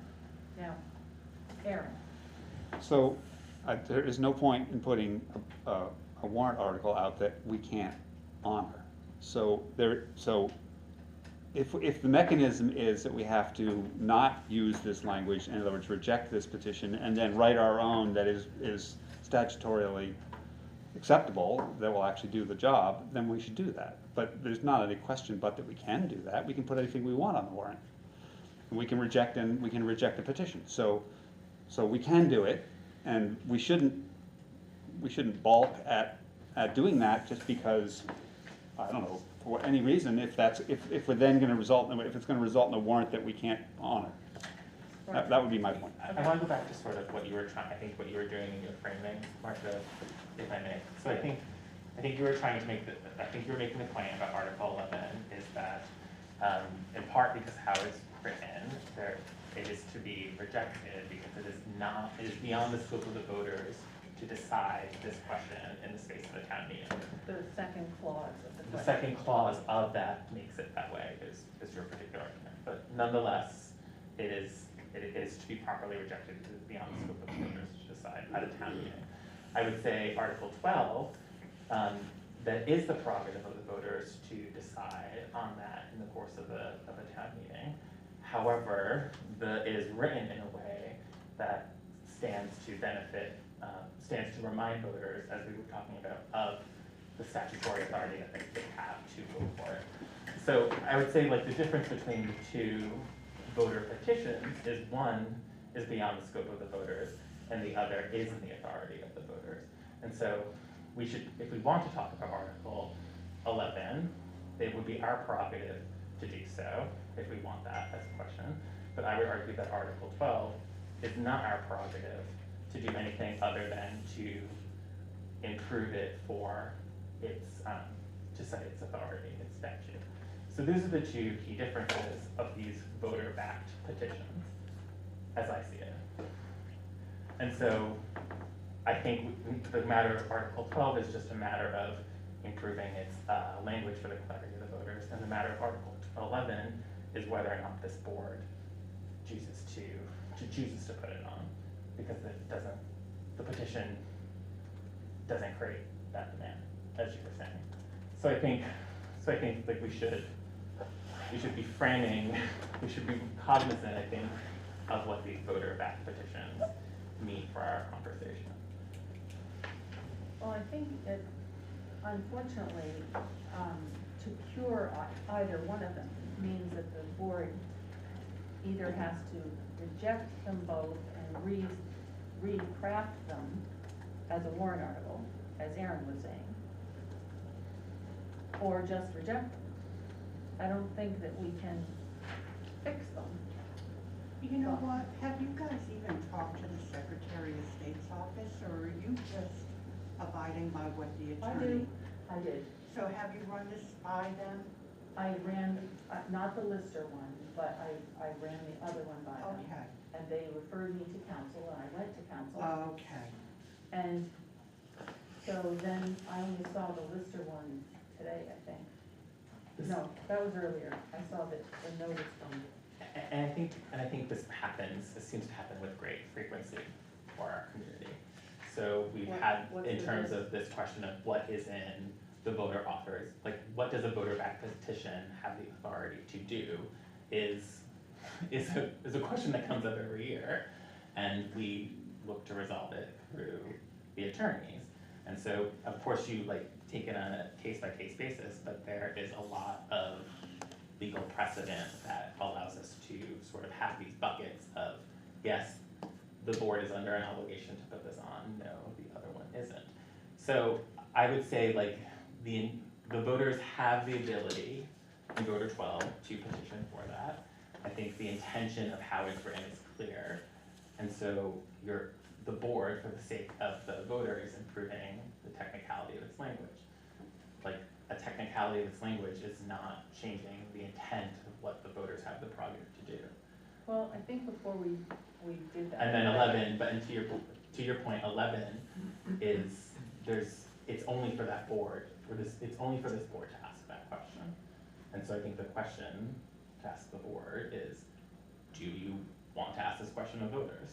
And I think I have my answer. I think that before we make any change to 12, we should clear it with attorneys. Because we've already The talked. LCT has a model. I mean, to my mind, there's nothing fatal about 12, except it's sloppy. Right, exactly. It's sloppy, but the other thing too is, I wouldn't expect a citizen putting the onus on them Right. of finding out what statute might pertain to Right. their desires. Totally. Which is why I believe in the secretary offerings, they allow you to clean up that language. So I think that you are more than allowed to clean up the language on Article Well, 12, Yeah. yeah, without having to run that by council or Right. what have you. and it's Unless a they model tell us to language. go to council. Well, we have model language from VLCT because this is a thing that happens Right, but at town that's, meeting. but that's not the question. The question is, what do we do with a sloppy article that doesn't have the statute in it? Now, most people aren't gonna even know that there's a statute that says you can do this. Well, that's why I think you're allowed to clean it up. Right. Yeah, well, I think we need to ask, just to be consistent. Yes, hi. Hi, Megan Brendel, 658 Brack Hill. I was gonna ask Bonnie, what is the statute, since we're talking about statutes for all these things, what does the statute say about voter-driven warrants? Essentially, as this. What are our rights? When it came to me, I have never held strong on this, because I did it once, and then the board shamed me for doing it. We had an illegal petition that I rejected, and the petitioners bypassed me and went to the select board. So it's been my habit to accept the petition, make a copy of the first page, give it to the manager, and let the select board decide whether it's legal or not. Okay. But so there are no statutes that address, Well, again, as long as it's a legal petition. And I think what she means by legal is, if you look up on the Secretary of State's website, there's a whole explanation of what's a binding article, a non-binding article, and a frivolous article. Right. If you are, if there's something that the people vote for, then that's a binding article. So upping or lowering the budget, that's definitely something we have to put on the warrant. right? When you're talking about other things like, that are statutorily within the framework or ballpark of another officer, so the hired town manager, under a town manager form of government, is the person who hires and fires police. He takes the budget that we give him, and he does what he wants to with it. So, this is a mixed message article. It says 80,000 plus money for this purpose. And so if people voted for that, they could vote for the 80,000 and we'd have to take that, but there's nothing to say what the select board would spend it on. That's the problem. Because it's then within the ballpark of, if we said, okay, that 80,000 is now in the police department, the town manager could hire or fire a police officer or a safety officer or whoever he wanted to. Well, to me, that was the intent of the petition. Right. Okay, I understand. And second question is if, hopefully you're gonna reword this warrant, and I like, you know, if you guys are all gonna agree to all of the other warrants that include giving money to organizations that are outside of this town, I hope that you would consider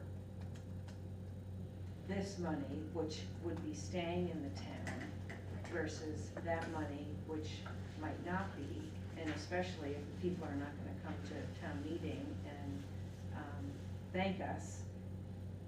You know, that is just something for me to take a look at. I'm not gonna vote for an article where someone's not gonna take the time, the organization's not gonna take the time to come and speak to us. I will vote for an article that, a warrant article that people have in the town expressed a desire for what, this is what they want. Yeah. Granted, it's only 200 people, but nonetheless, it's a good representation.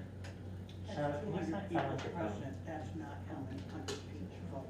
Oh, I know. Well, it's 200 people that signed the warrant. Yes, So, yes.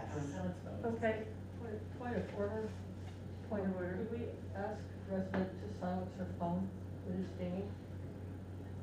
Silent your phone, Charlotte. She might not Your realize phone's dinging. it's a messaging. Your phone is pinging. Notifications are on. Your notifications are on, so everybody knows when you get a text message or an email. You just silence them, it's very distracting. It's okay. Someone is watching on Zoom and commenting to me, so I'm sorry. Somebody's watching on Zoom? Yes, that's what CATV provides. Yes, it's on Zoom. Oh, nice, okay. Yep. Oh, gosh, I wish that was People are ours. watching. They just can't participate contemporaneously. I think it's on YouTube, it's not on Yeah. Zoom. Okay, They're just streaming on YouTube. all right. Through CATV. Okay, board, starting with number 11, what do you want to do with that particular article? Mary? Only, sort of trying to think this through, so if we have the authority to split it up in two, we could, ask for the money, but it wouldn't have to be spent for any particular, items, right? It would just be the money. And then if we had the police part of it, that wouldn't be allowed because the town manager has, or the interim town manager has the authority to decide what to do with the police, right? So that part wouldn't be proper, is that true? I believe it could be on the article, on the warrant, but it's only advisory. So if it said advisory only, Yeah, then it might be possible. it might be possible, but I think explaining to people, okay, you voted for that $80,000, and then the town manager didn't work with the police department to hire another police officer, Right. and having to explain that. Now, the way we're currently structured, our interim town manager is, working with us for approval for hiring and firing, because he isn't a permanent town manager. The permanent town manager that we don't know yet, might be Brennan, might be somebody else. That person could do what they wanted to, and the board is only authorizing the money for that person. And then they make the decision. Yes, Roger? So Marcia, just to be clear, so I think based on the advice that you have gotten both from the Secretary of State and the attorney, the board is to reject this warrant article from the voters. However, the question, I think, is does the board want to put this on themselves, is the question. And I think you could take a motion on that, I suppose. Yeah, to be clear, the Secretary of State didn't say you can't do Yes, it. they don't tend to say one They way or don't. the other, yes. But okay, but it was, yes. They didn't say this is illegal. So with advice from the Secretary of State that you took to council, Right. it is clear that the voters don't have the authority to petition for this article.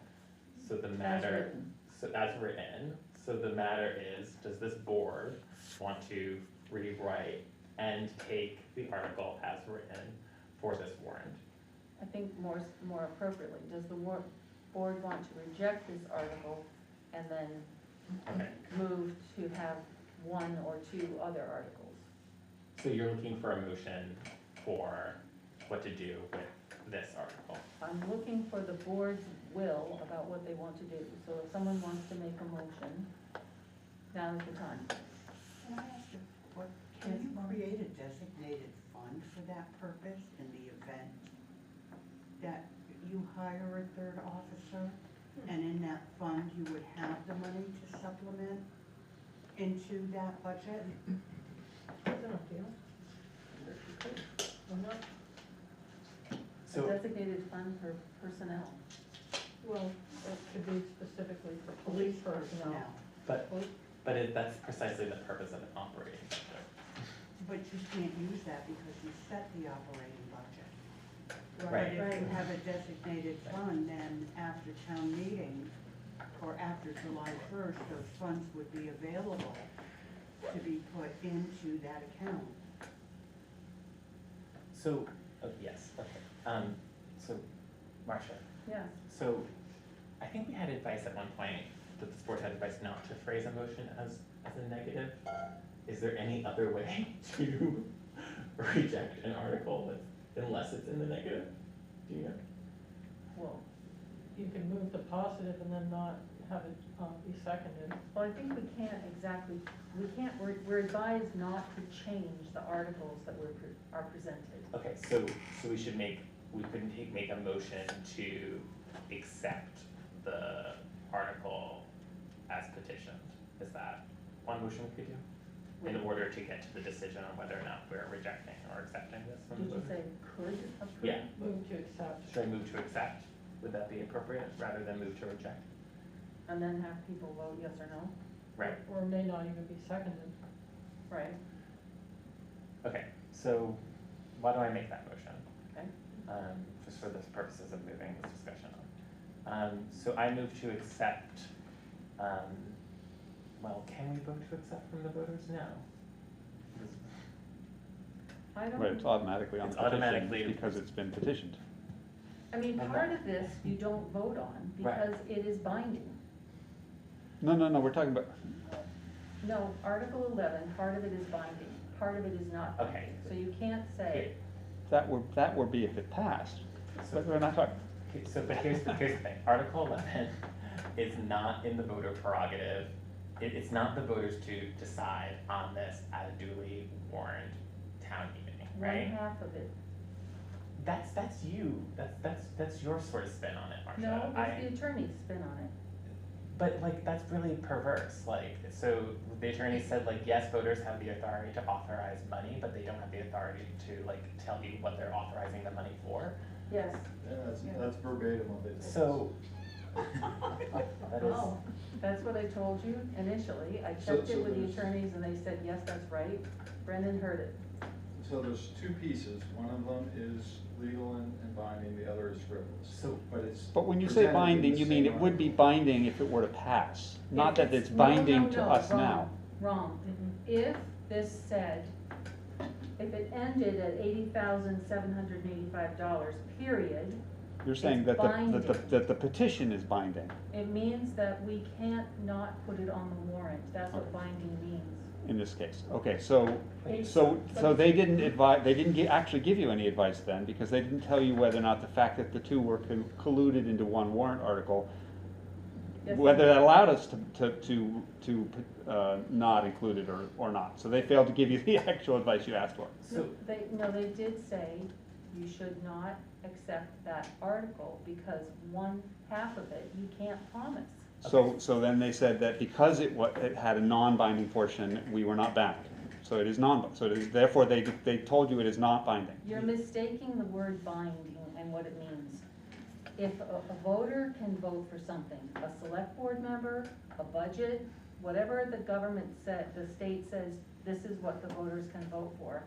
If a petition comes forward and says, we wanna vote for this, then we don't have a choice. We have to put it on the warrant. That's binding. okay. Right, but the So- question you asked the question you asked the lawyers is whether or not this petition is binding, given that it has an advisory portion. Is that correct?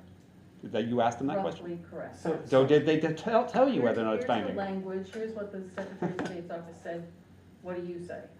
So I'm pleased that shall the voters increase the FY '24 versus spending general town budget by $80,785 is within their prerogative. Everything else after is not. So I think the entirety, because this is the whole thing, the entirety of the article is not in their prerogative when taken in its entirety. So what is it that you are looking for us, Marcia, as chair, to decide on right now? When one is presented with a petition as a board, one has to do something. Accept it or reject it for the warrant. Okay. So I want to know, do you accept this or do you reject this? If you accept it, it goes on against the advice of counsel. If you reject it, it goes off. Then part two is, Okay. you obviously have the right to make your own. Okay. It would be a remedy to the problem, is what Marcia's trying to say. So So you could put two articles on to advise, and then you could put another article to fund it. Right. okay, I don't want advice or funding. So what is the motion that I make? Yes, Mary? I think maybe we should, move to reject the original, petition language. I move to, reject the original, to reject the article as suggested by the petition, I would say as written as written for the on the petition. petition. I'll Right. second that. All right, so we have that motion, now we're gonna we've had a bit of a discussion, but now we're gonna let the public speak, and I think Homer was first, or no, yeah. Were you first, Charlotte? Well, if you reject it, Name and address. pardon? Name and address. Oh, Charlotte Metcalf, 652 Petrel Road. Is it possible to say, you know, with the understanding that the town manager will give consideration to the hiring of a fourth officer? In other words, that part is not binding, but we authorize, the town authorizes the spending of this money with the understanding that it will cause consideration. That again is advisory. Well, I understand that. Me, Well, no, I think, I I don't know why you're objecting to an advisory, the board puts them on all the time. Right, it's advisory. It's a vote and it costs a few extra dollars to have it on the article, but at least you would have the sentiment of the town so that That's right. when the time comes to fund, if you choose to do so. It's not forcing you to spend the $82,000. right, It's saying that So, the town So let's- wants it if you're gonna consider, right. So- working with the town manager on the police department. So for the benefit of people who are trying to listen, let's try and everybody say their name before they start. Sorry about that. That's okay. All right, Omer. Omer Tryman, 236 Main Street. I will note, though council's advised that part of it is not valid, that the town has voted on precisely this wording, in fact related to police and police spending in past ballots. So this exact wording has been used in the past. Interesting. I'd also raise with council, perhaps you want to table the motion and bring this back. The voters are not allowed to force the town to spend money, but the voters regularly, including the general budget, are allowed to prevent the town from spending money for anything other than what was approved.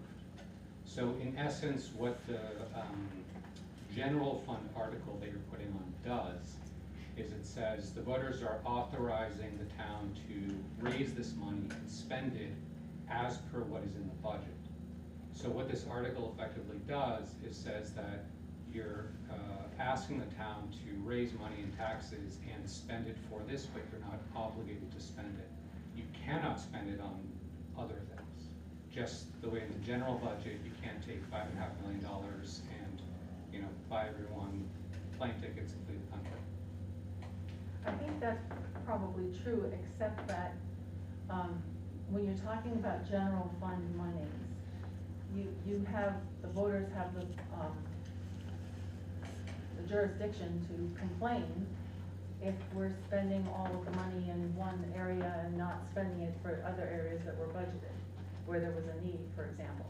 But in this case, I think the distinction is that because it's, unfortunately, because of the town manager form of government, it's wholly in the prerogative of the town manager how he spends that money, which has always bothered me, because if the town manager decides that they don't want to hire any police officers, then there's not much we can do about it. My understanding is sort of. The general budget effectively becomes select board policy.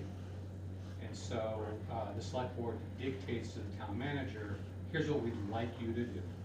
Here's what the voters voted on because we stated policy and they approved the money. Town manager doesn't follow the budget, select board is now within a position to say, well, you're violating your contract, you're not following our policy. So you can't tell the town manager to spend it. You can say, here's the guidance. Similarly, for this article, it would be instructing the town manager, this is what you're allowed to spend it on, but you are kind of obviously completely correct, the town manager doesn't have to spend it. For example, if you can't find another officer, they're not gonna spend it. Right. But it fits within the paradigm that the select board has a policy for how money gets used that the voters approve on.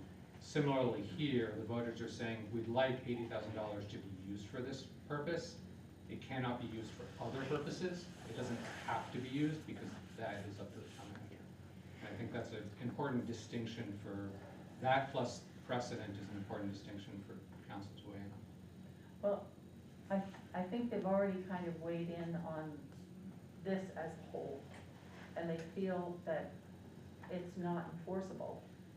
And, you know, again, we wouldn't have any choice but to put on the first part of it. And the second part of it, if that was, you know, will the voters, like part B, will the voters vote to approve the use of that $87,000? It's still the same thing, so it's not a good example. But basically, the advisory part, will the voters, I can't even do it. Will the voters vote to advise the select board, to advise the town manager, I'm so sorry, I'm typing in, you're on the hot seat, to advise the town manager to do this. That's just advisory. So the nuance is the town manager, advising the town manager to hire versus authorizing money that may be used to hire. Yeah, and I think I'm getting into an area I shouldn't be in, because it's trying to give you advice about something I shouldn't be giving you advice about. I was just trying to give some examples.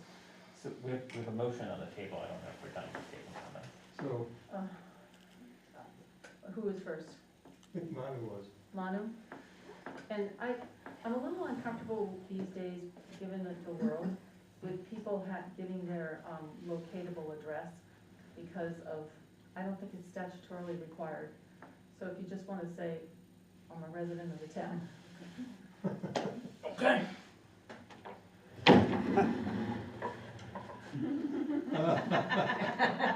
This is how it used to be done, by the way. You would have to walk up and speak to them, to their faces. So, Manu Tisone, I'm a resident of the town. I just stand to state some facts, and I'll make this short for a change. Every year, about 900 to 1,000 people vote for members of the select board. 900 for Mr. Arnold, 900 for Mary Layton. In 3 days, 230 plus people spend their time going from their homes to another part of town to write their signatures down to put this in front of the select board. We all had a lot of better things to do with our time than this. And so here we are. You have your council's opinion that this is not something that works. We put a lot of work into it, as Omer said. The exact same wording, with just different numbers, has been approved in the past and voted on by our neighbors. But the fact is this, 25% of the town voters took time to do this.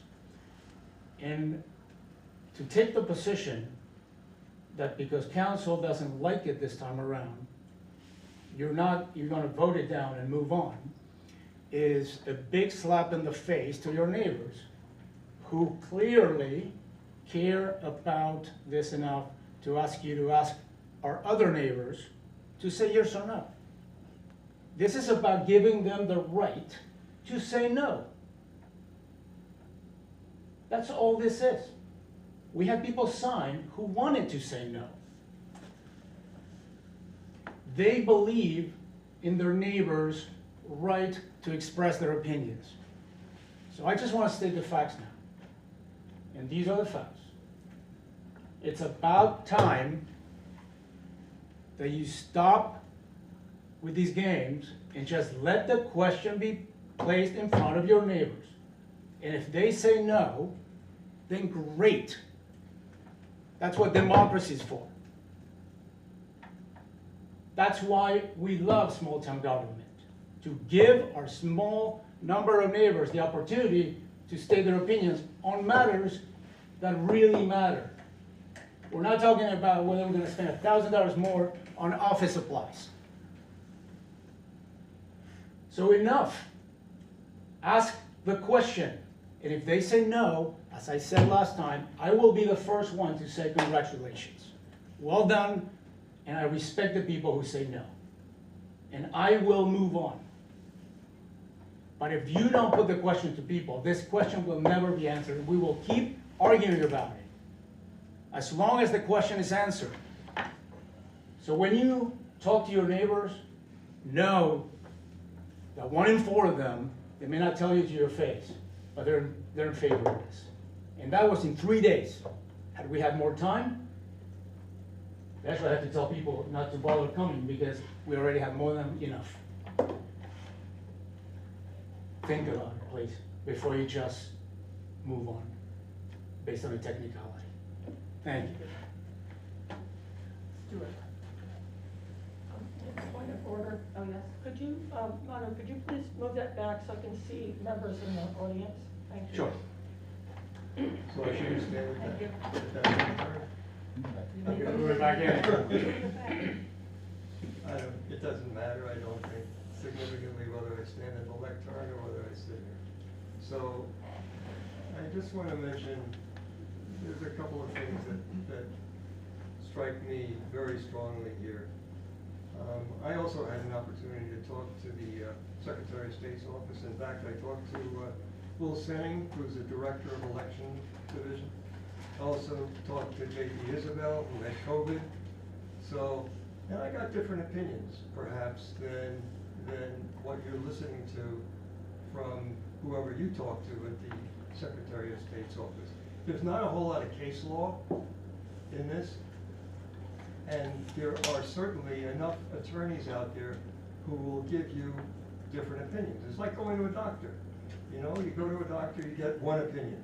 Go to another doctor, you get a different opinion.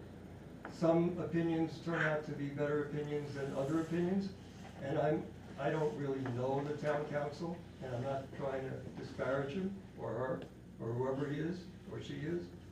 But what I'm saying is that in something that is as important as this particular question, I think you should, if you're gonna make a mistake, err on the side of putting it to the voters and letting them speak, letting them answer the question. I don't think there's any harm in doing that.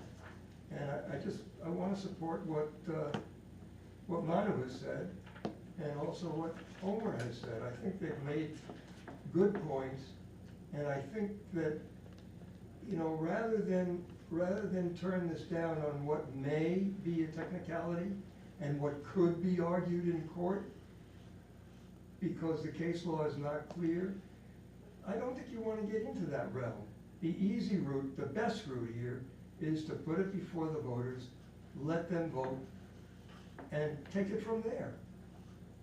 So, I can't say that any more strongly, I don't think, than the way I'm saying it. And I don't want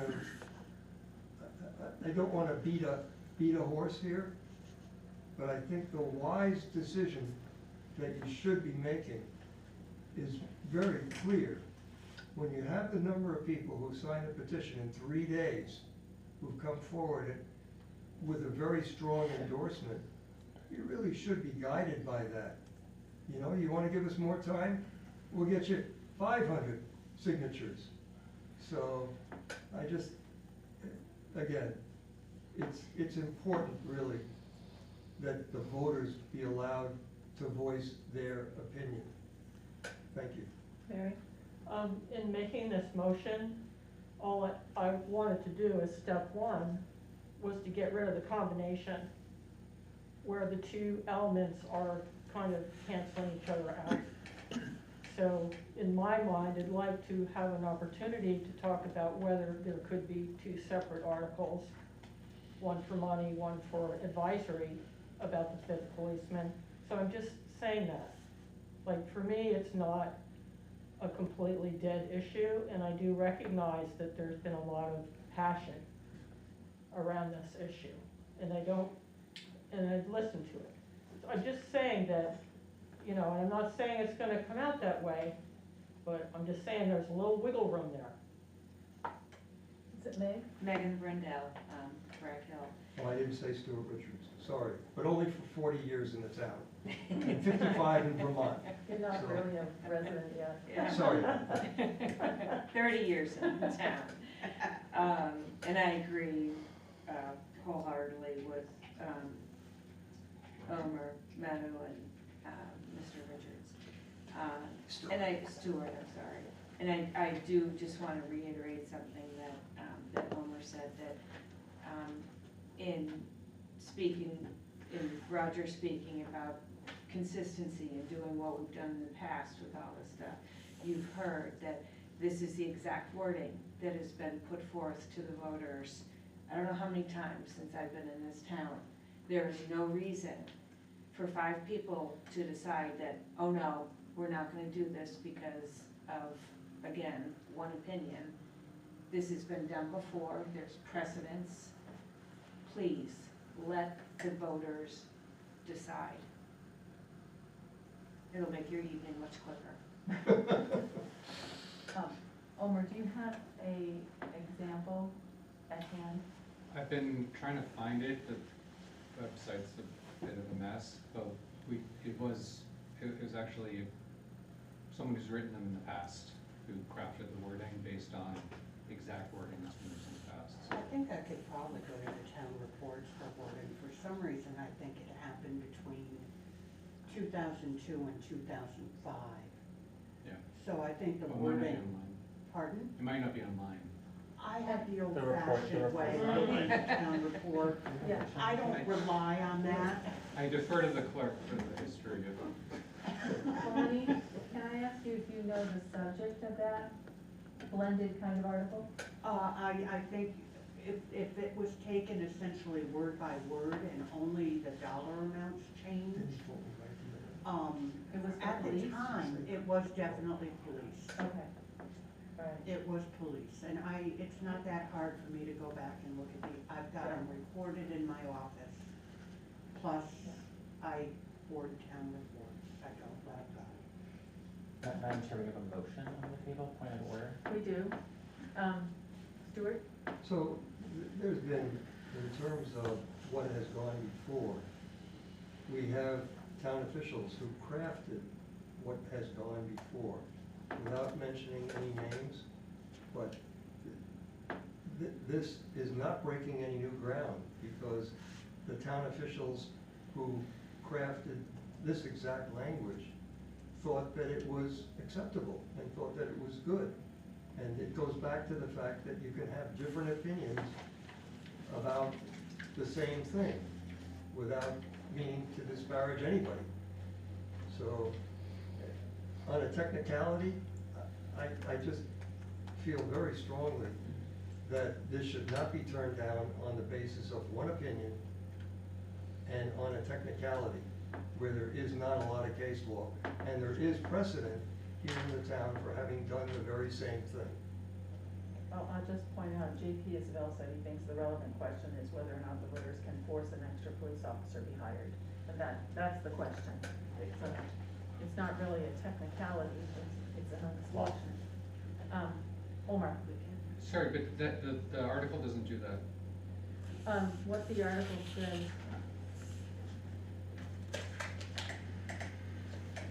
to fund an additional full-time police officer. But So it the doesn't- Purpose. It's purpose, but it doesn't force the hiring. It doesn't require that, No, it just says that the purpose of it is for that. just like a designated fund purpose. Yeah. So the voters have the authority to allocate money for a purpose, they can't require that it be spent. They have the authority to say, we want to pay more money or less money. For a purpose. every designated fund article is, Yeah, I guess if the purpose was something that the voters could vote for, but not, And they can get the right to establish reserve funds, they don't have the right to establish this. We've explained this. We have a motion on the I table. think designated would be better. this is important, so we need to let people have a talk, so we're gonna do that. We're almost finished. Okay, does anyone over here have anything more to say? I do. Oh, my. Monitor sign. The issue is not really this article or not, the issue is what 25% of voters already stated they want done. So the select board can say, we've heard the opinions, we'll add an article that satisfies whatever the language needs to be so that the question be asked. That's within the select board's power to do. That's what. Thank you. Thank you. All right, we have a motion on the table. Can I please have the motion again? I hope I caught this right. I move to reject the language as written on the, petition. Okay, and did we have it, and Roger seconded it, Yes, he did. and I'll call the question. Aaron, Yes. Rob, Yes. I'm yes. that was Roger, Mary, Yes. and I'll say no. Okay.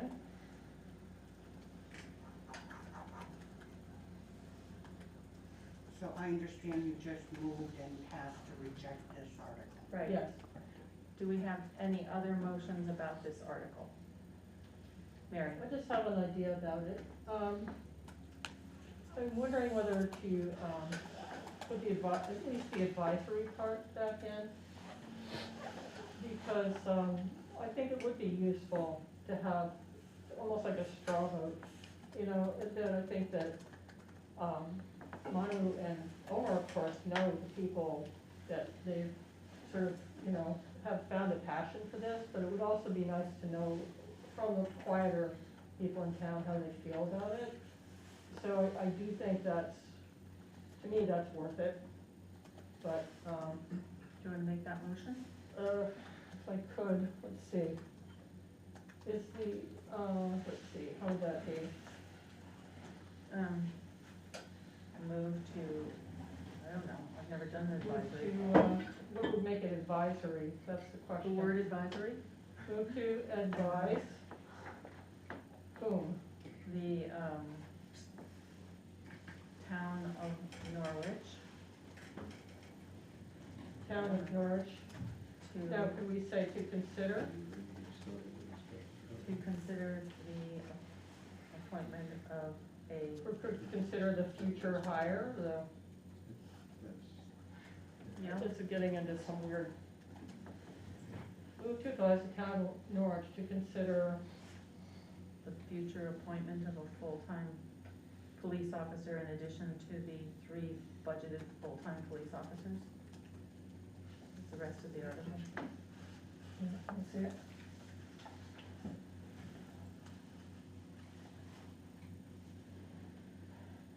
Right there, okay. Yeah. Okay, to fund an additional full-time police officer in addition to the 3 budgeted full-time police officers. Yeah, so I move to advise the town of Norwich to consider, what is it? Yeah, maybe the appointment. To consider, this is why it's hard to take these darn minutes and be part of this meeting. Just saying, people, I used to watch the recording back. oh, I have to do that, yes. Appointment It's painful.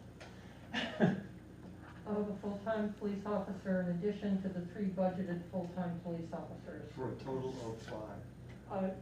Yeah. Well, it doesn't say that, but you could say, For a total of 5, yeah.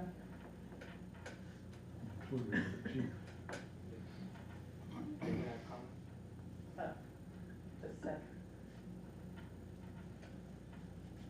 Do we have a second? Do we all know what the motion is? Do you know his motion is down there?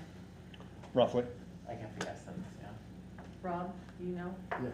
Okay, does anyone want to second it?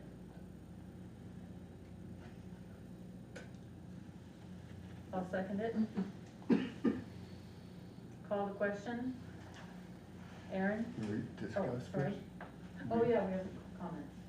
Go ahead. Matt. That's what of town of Norwich. Yeah, I agree with what Stuart said. I think what he was trying to point out was, like, I'm trying to keep up to date with all the different talk around this. And the way I was understanding it and talking to the chief, it's always been, he speaks as he is part of the officer number.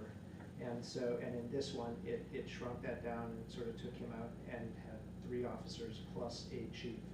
And so I think it's important, if you're going to pass this, to at least make sure that the town understands that it's either, to increase to 4 officers and a chief, or I believe the current vernacular that everyone was using was 5 officers, which included the chief. Either one, it's.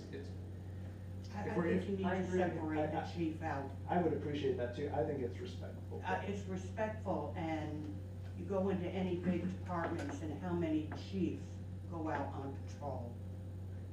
They're mainly administrative and directors, and not actually patrolling.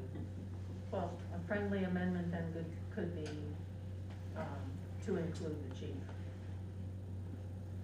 Total Or of 4 to officers and a include- chief. To include the chief. Plus the chief, Not plus, because that would be 6. that's right. You We don't want 4 officers and the chief. It's 5. That's He 5. Total needs of 4 5. officers. Yeah, this That's does fine, that. Charlotte. This Yeah. does that. That's fine. Okay, I will accept that amendment. Oh, I didn't say Um, 6. I second that. I said 4 officers plus the chief. She said. All right. I thought you said six. Any more discussion, or yes, Rob? If we pass that, how can we actually enforce it or make it happen if we haven't allocated funds? We can't force it to happen, Right, and, period. but if it was decided to do it, we'd have to dip into those, emergency monies, which are very small, It's 700,000. Roger? It's one of the reasons why the LCT and other entities suggest, it's the context that they provide for you, where I described it in previous meetings as hurt feelings, which is just to say that if you were to vote on something that people expect an outcome for, and then you don't deliver on it, then that is another problem. So we don't actually, and as you were outlining, we have only reserve funds to effectuate it. What I would say it does is basically answer once and for all whether people want 5 officers or they don't. People who are gonna make that decision, if I may speak, Oh, sorry, Rob. Yeah. Go ahead. would do well to know what that's gonna cost. Yes, but I mean, it's an advisory article, It's so, an advisory article, but if people think that it's $60,000 additional, when in fact it's 80 or 100,000, their opinions may change. Maybe not. Well, then the ARPA money, I'm sorry, Bonnie Monday, the ARPA money, which is there to help pay for additional staffing, Marcia's right, you can tap into the ARPA money to fulfill the money of that position. For 1 year. I don't believe. No, I'm it's- just saying, that you're not gonna have, you're gonna have to get that money, it's a repeating expense that's gonna be there time We've done this immemorial. though, time and time again, the town has done that and not used the excuse for another year. You have entered into adding additional people and keeping them there for longevity. So it has a negative effect on me personally when you say it's for 1 year. well, I mean, I think any entity entity has to realize that sometimes you have to cut costs, and so if you have to cut personnel. Roger? I mean, I think the only thing I'll say rhetorically, and then I'm sort of done speaking on this issue, is whether or not this board wants to use referendums to determine business that is given to us as elected officials and given to the town manager and a town manager form of government. You know, we're considering an advisory article for those who have petitioned to want a fifth officer, but we did not last year consider an advisory article for those who wanted a sidewalk. And so this style of governance, where you ask the voters for things that a group of people coalesce around, is, I think, a failure of governance. And like, it is the work that we do here as elected officials that needs to be in some ways preserved, because we're elected to make this decision. Well, So that is what I'll say, like, you know, is there, what is, you know, and I was sort of being a little tongue in cheek when I say that we're well versed in this, because it's a perennial matter every sort of, at this time of year, it's a perennial question. well, we don't know the answer, what would happen if there'd been a petition for a sidewalk, so. So I'm just saying, and I'm saying, you know, it's not a good governance decision. People vote for people to make these decisions. You can ask the Brits about Brexit and whether or not they should have done a referendum. Deborah? Sorry, It's okay, Megan Brendel. You are elected to do the will of the people, number one. Not what you think personally is best for this town. Number two, where did all the money go that has not been spent on police salaries, on the public works salaries? Where is all that? Is that being used to take down the budget this year? Can that not be used for a police officer for next year, or, I mean, for this year? Where did it go? We're waiting for an audit. You don't know? It's not in the police budget left over from last year? I am not sure. Do you know, Brendan? We're gonna have December's financials at the meeting on Wednesday, and I think. This has been going on for years, though. So, I'm just saying that I that's know, probably a yeah. snapshot of where we are today in Yeah. this current budget. But you don't know, even from last year, what happened with the money? No, I can't say that I do. Wow, okay, thank you. Does anyone else want to say that they do? It has remained unspent for those budgeted items, but nonetheless remains in the general fund. Of course we know.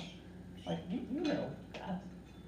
And like, we can't definitively say anything because we need to have an audit, but nonetheless. Well, I'm not asking you for the exact amount of money, but why is that money not, why is there not a line item on our budget this year?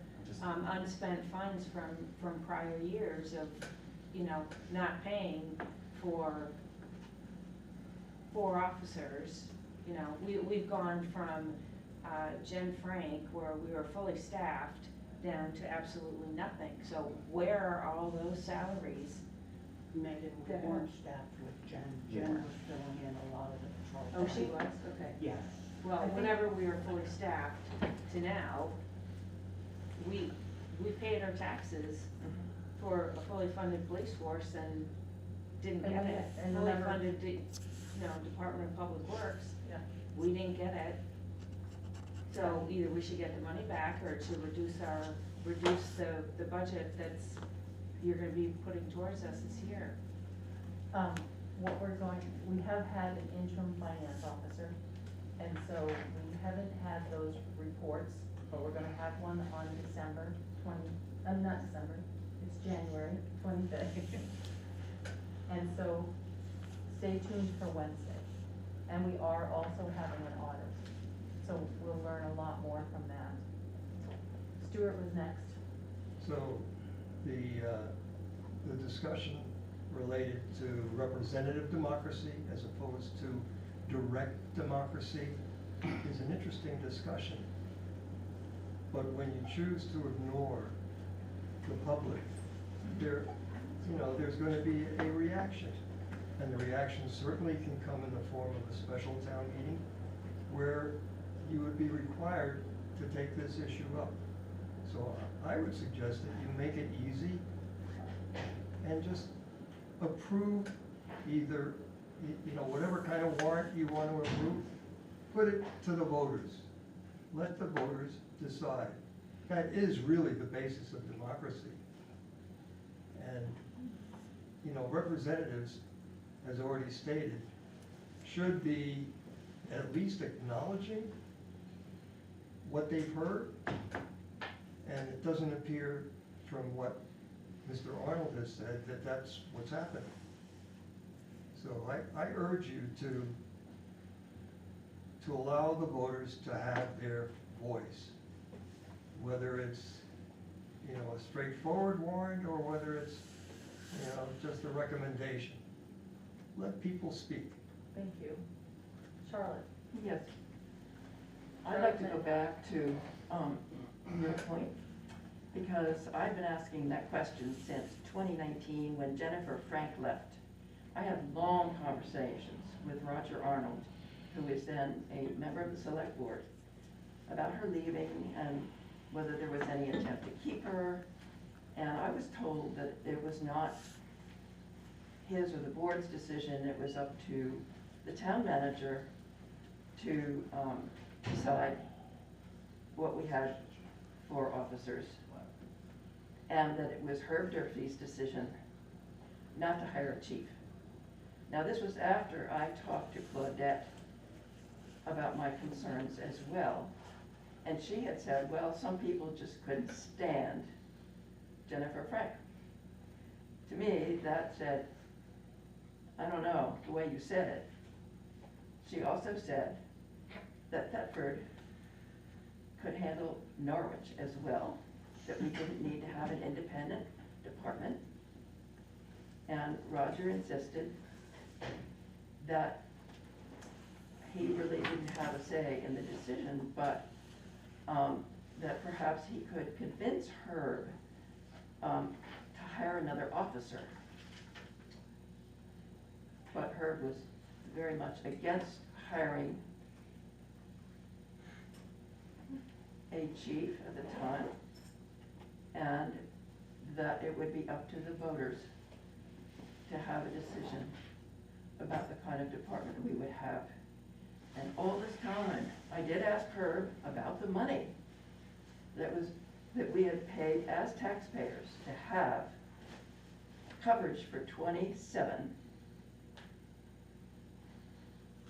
And he said it doesn't come back to the taxpayers. It goes into the general fund or the whatever. I wasn't worried so much about the accounting as I was trying to understand why we weren't getting what we were paying for. And here we are in 2023, and we're having the same kind of discussion. And I do think that this board should listen to the voters who have been paying taxes for the police to cover us. 27 since 2007. And the previous chief told me he struggled to do. Sometimes, yes, he worked as a chief and he worked as a full-time officer. But he paid himself for those two jobs. We need what we are paying for. Okay. Thank you, We Charlotte. deserve it. Okay? Can I Thank you. clarify since I was mentioned? Yes, Ryan? So you mentioned a conversation we had. I'm happy to talk to anyone on these questions. I think all board members take the advisement of their community under consideration. We hear from people all the time. We have conversations with lots of folks. So, and I had, and in our conversation with you, Charlotte, the question that you had asked is, while you were doing whatever process, this was a couple years ago, to discover what the community wants out of a chief, how will you ensure full-time coverage? And it is with that question that I took to the town manager, which is why we had a temporary, there was a post for a temporary hire to address that very question. So effectively, heard a question from you, I took it to the town manager, and then we talked about it. He presented that question to the board. So that was the heart of our conversation. All right, we don't have to go to And I our don't- and I- and I- conversation, and I don't- Roger. And I don't want to go back and forth I'm just because saying it would the be board has inappropriate, not Madam Chair. listened. You had mentioned, For you had 4 made my years. name mentioned, and so I wanted to clarify that comment. Okay. All right. Thank you both for that. Now, there's a question, a motion on the floor, and I think we need to call the question. Can I speak for a minute? Oh, yes, Dina? I went home and I didn't realize this meeting was live, and so I started to watch it. I had to get home for something earlier. And I've been listening to all of this, and I just want to say a couple of things if I can before you take the vote. Petitions are supposed to be advisory, or they could be binding, or they could be all kinds of different things according to VLCT. I just want to show you a petition that I personally took on the request of the Selectboard to have advanced transit make the loop around at a parking lot, make the loop around. At the time, advanced transit said it's unheard of, you can't do it, it's not legal. And I just want to throw this out because nothing is impossible, nothing. 230 signatures. Funny, I heard that earlier tonight. 230 signatures, there's the seal of Winter Bonnie on 2000. Hold on, I'm a little nervous right here. I'm pumped. May 29, 2008, Norwich Town Clerk received a petition. Okay? I just want to take a second just to read a couple of things about it. A petition has to say, what will it do for the town? What is the benefit to that petition? And then it has to say, we certify that we're registered voters. Here's 5 things. Increase the ridership of advanced transit. Afford residents and commuters an opportunity to take the bus to Upper Valley destinations. Reduce the number of cars on the road, which also decreases pollution and saves fuel costs. Decrease the number of illegally parked cars on Main Street, parking lots at Danowitz, the Norwich Post Office, and all the neighboring business parking lots. And at the time I was postmaster, I didn't want those cars in the post office. Reduces traffic on Main Street during peak traffic hours. We got the petition, and so I was on the transportation committee at the time, along with Jay Van Almen and a few others. We got the petition together and brought it to Advanced Transit, and they laughed in my face, our faces. They said, we can't. Can't do it because operationally it's just not feasible. It adds an extra 5 minutes, 10 minutes to our schedule, we can't do it. At the time, they were looking for a pocket ride to come into Norwich. There it is, right there. The bus makes that loop now. I served 6 years on Advanced Transit Board as Norwich's representative after that. But before that, we had to go to the state. They have, once a year, they have a state hearing on transportation issues. We had to go down to the Coolidge and testify as to why this was important. And what we used for an argument then is exactly the argument that I've been hearing tonight from Manu, from Omar, from Stewart and others, is that you go to the people and you ask what the people want.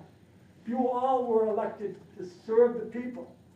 And you just cannot forget that. You're here to serve the people. Ask the people what they want, find out, get an answer, then go to the next step. If you don't think you can spend the money legally because of a legal opinion, there's other ways to do it. I heard APA mentioned. In your packet tonight, there's a letter from me that has been in several of the meetings. In fact, I'm surprised that it was there tonight because it was just last week, but somehow it got in tonight. I didn't send it. You just decided to want it again, whatever.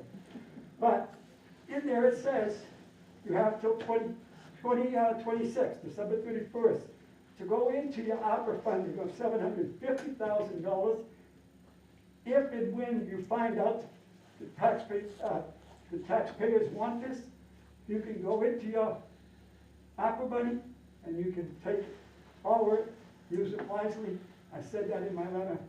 So it's you shouldn't just say no to anything, okay?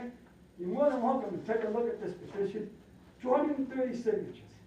okay? And then a big battle after that. But, again, it's the will of the people. Let the people decide. There were a lot of people, when I went out and asked for signatures, there were people who say, I don't agree with you, people, but I'll sign it just to put it on the ballot. And I said, that's all I'm asking. Get it on the ballot, have people vote it, call it advisory, call it what you want, at least you know where you stand. But don't just throw it out the window and say, everything you people did here, you did for nothing. That's just not right. It never used to be like that. And why it's like that now, all of a sudden, I just don't understand. That's all I have to say. Thank you for hearing. Thank you, Demo. Thank you, Demo. You want to see the petition? Does anybody want to see it? No, it's okay. It's as legal as legal can be.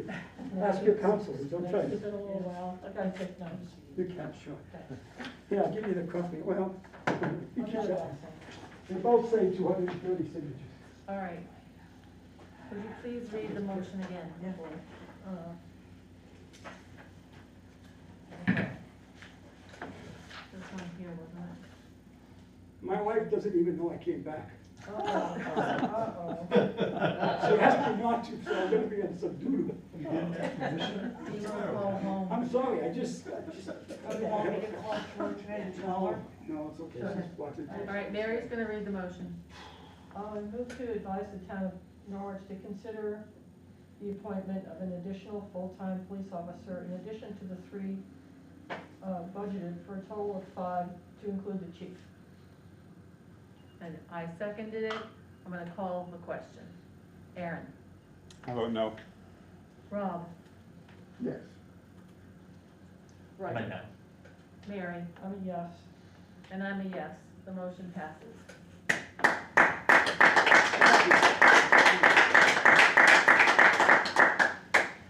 All right, next we'll take up Article 12. Shall the voters authorize the elimination of the office of lister and replace it with a professionally qualified assessor hired by the town? I think that we've already discussed this a bit. As it stands, I don't think there's anything so-called illegal about it. If it is proper, it would have a citation.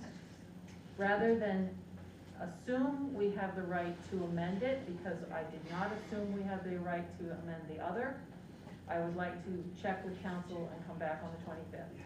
Roger? I think we should be, if you're worried about the language, which I don't think you should be. So I'll make my motion, how's that? Well, let's discuss first, because. So I'll make a motion and then you can continue All your right, go discussion. ahead and make the motion. So I move to amend Article 12 with model language provided by the LCT for this question. And that would be the model language that was sent to us by Flanders today. He sent it, but it's also, we could ask, the motion can ask the LCT directly, it doesn't matter where we get it from, as long as it's the LCT, but yes. So if I could get that correct, move to amend Article 12 with the model language from the LCT.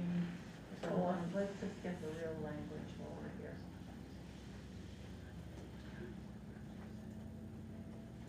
What was the end of your motion, though? Because we did make a motion. Roger. I think that's fine, that's what I couldn't Move to repeat amend that. Article 12 with model language from the LCT. Yes, That's. I think I said with model language provided by the LCT for this question, but that's Okay, provided. big.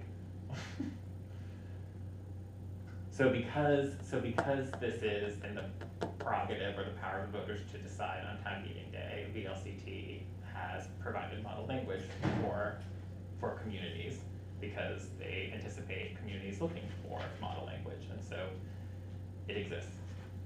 The petition has enough signatures to indicate its intention, and so now we're just modifying the language essentially.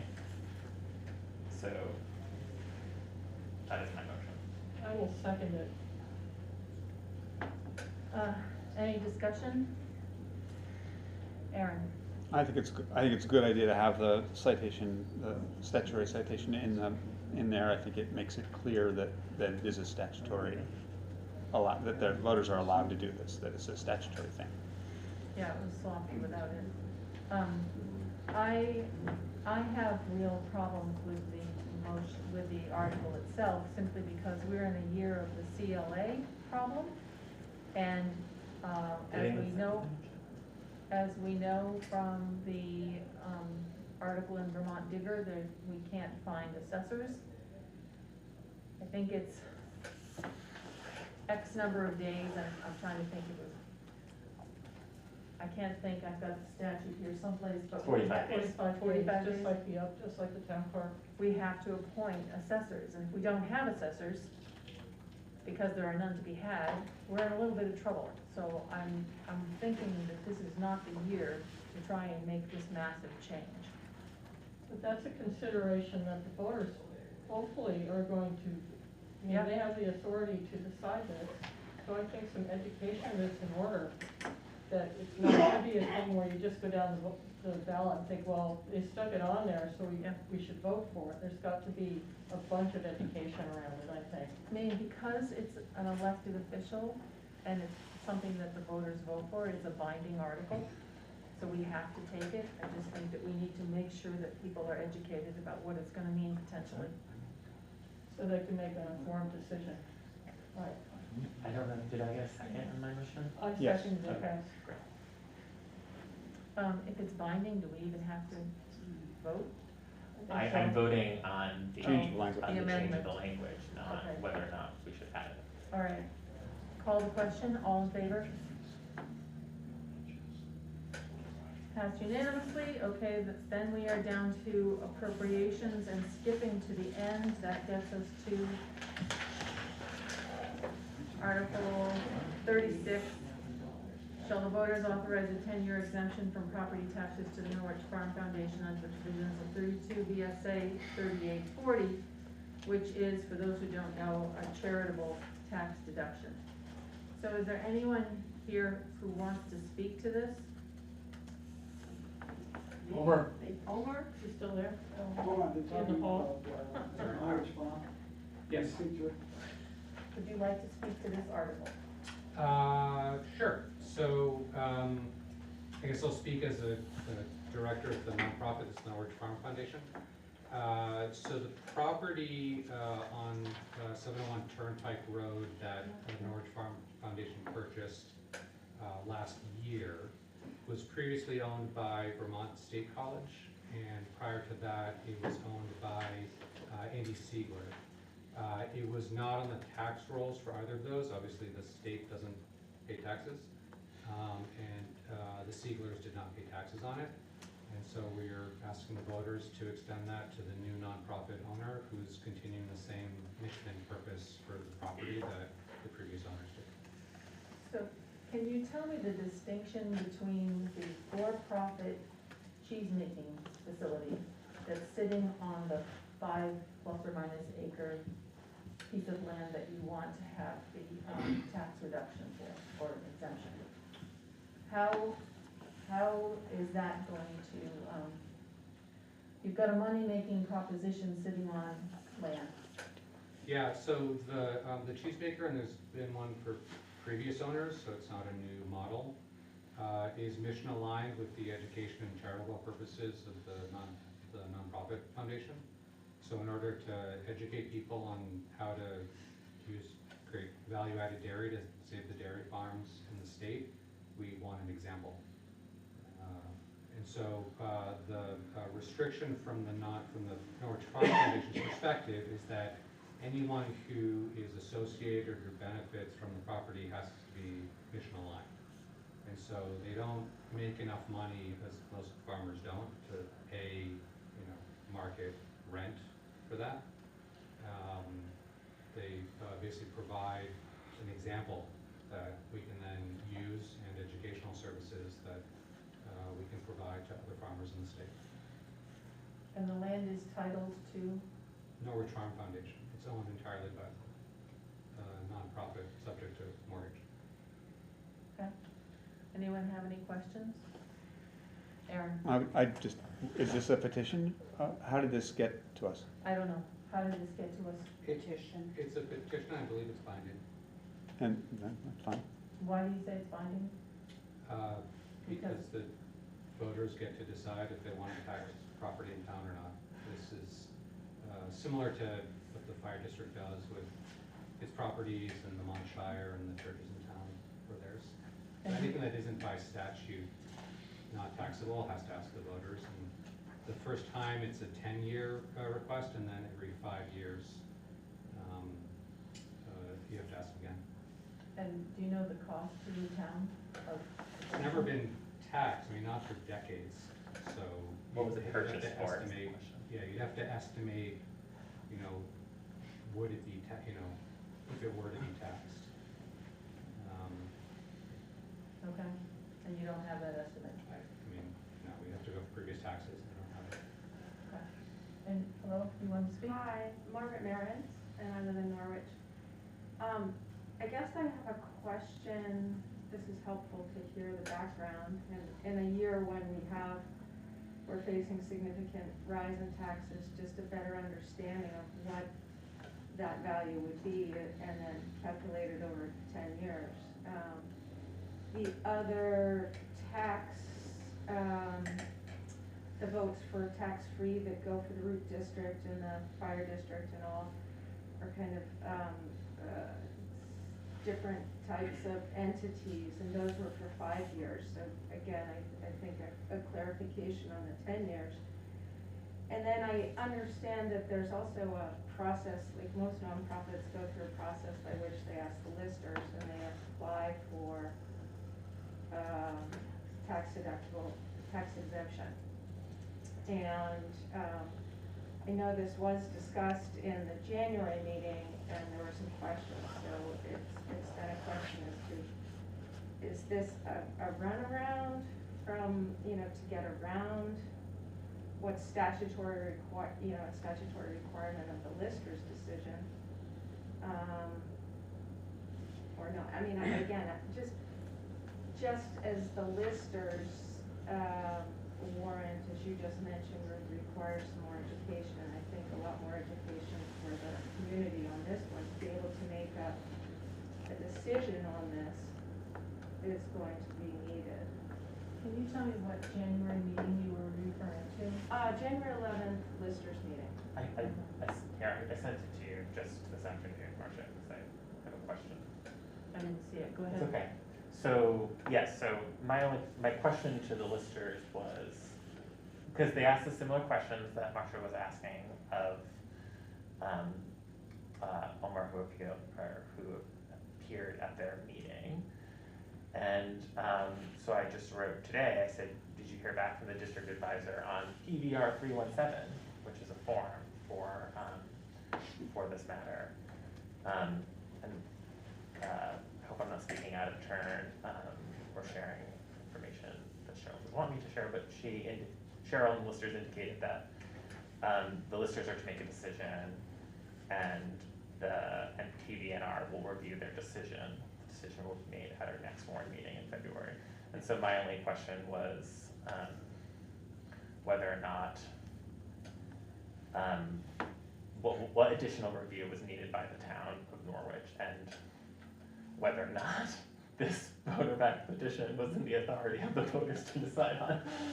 So, which is the perennial question of the night. Yeah, I think there's enough unanswered questions. I think it should be tabled at least until the 25th. Yeah, I don't know. Yes, Omar? Yeah, my understanding is it's not optional. That it's, when the voters petition under that statute specifically, that it goes to the voters. And charitable, but the 10 years isn't statutory. It is. It is? The first time is 10 years, and then it's every 5 years after that. I think I read that statute, I must have missed it. That statute, the charitables, is 10 years? Okay. I would like to hear from the listers before we do anything. What do other people think? Roger? My only question is whether or not it's in the voters' authority to petition for it. And so I just don't have the answer to that question because I haven't. Let me look up the statute. I haven't done didn't prepare for that question. I'll look up the statute. And we would probably need to ask the attorney regardless if we're unsure. But if the voters have authorization to petition for that, we don't need to be talking about it.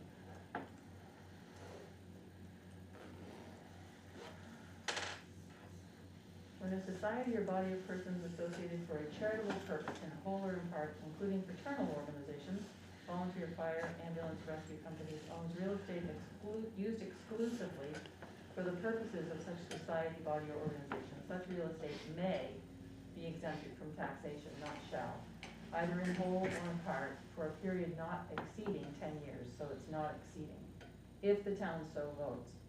Upon the expiration of such exemption, the town may vote additional periods of exemption not exceeding 5 years each. So I think the years are at issue, at least, and it's a may, not a shall. So does anyone else want to hear from the listers first? I do. I would, just to get that side of it. Okay. I'm happy to hear from an attorney. And Listers the and listers, I guess, attorney? but the attorney. Okay.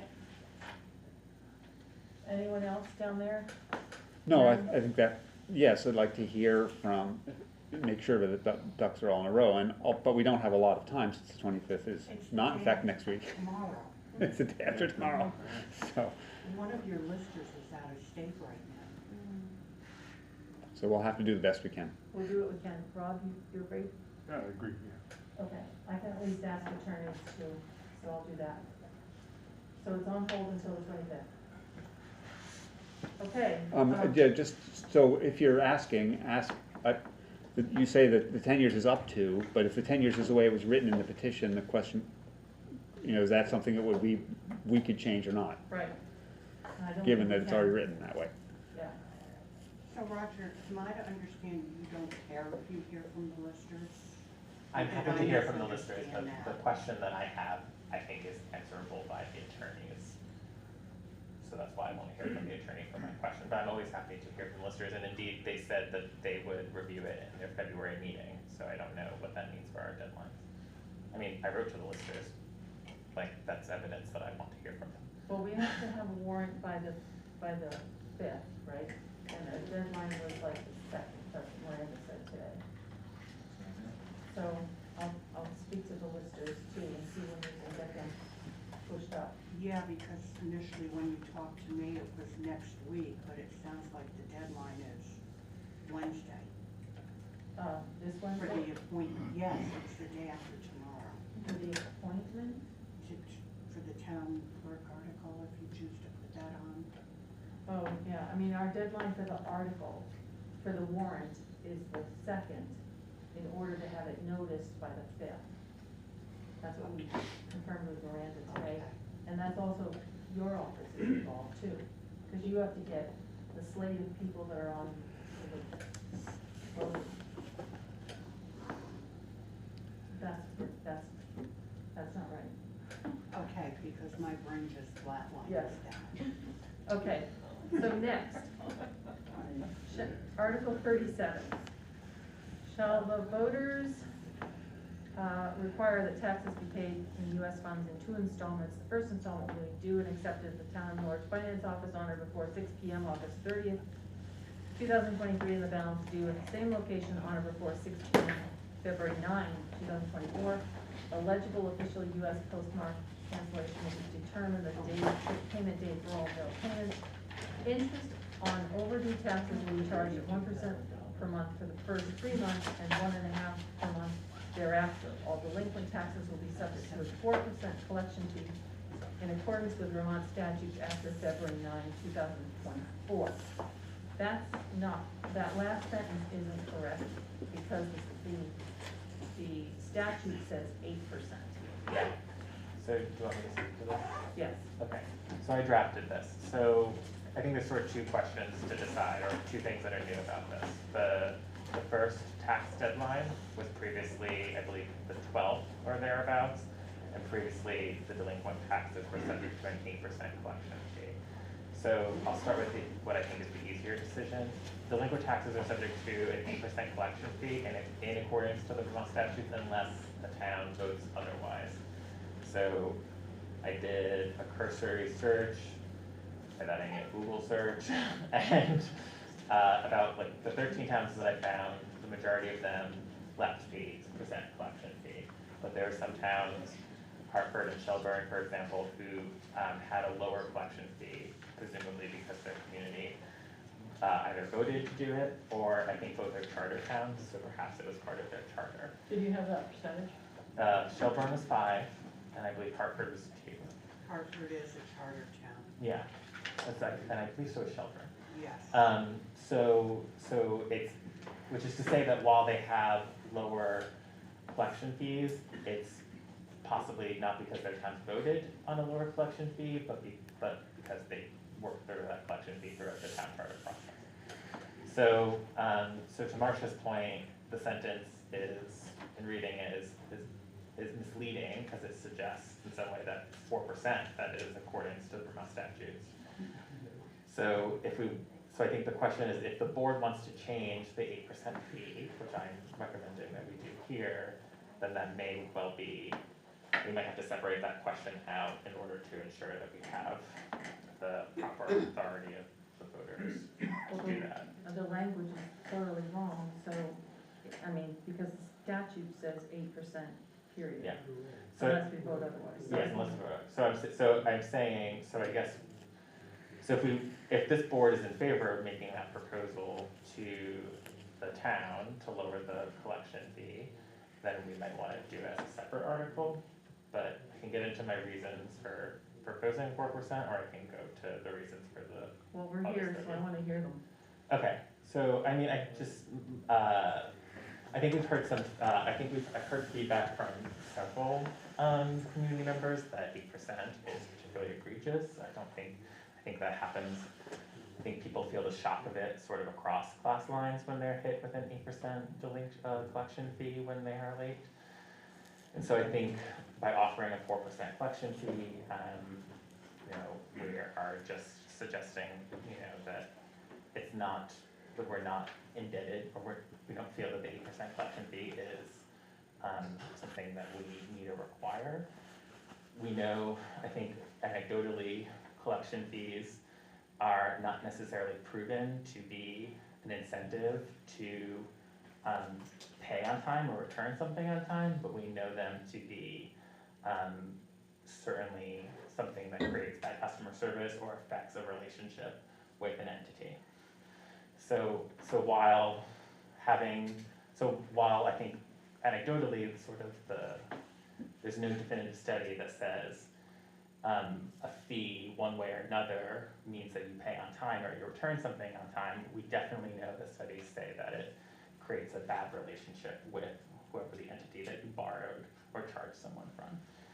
That being said, we also, when we did the plastic bag ban, we did learn that they were most effective when they were accompanied by a fee. So it seems like there's two sort of anecdotal data points that work against each other. So I would just propose 4% based on feedback that I've heard, knowing that there are some other communities that don't have the 8%, and because it could create a better interaction between the entity, the government, and the person.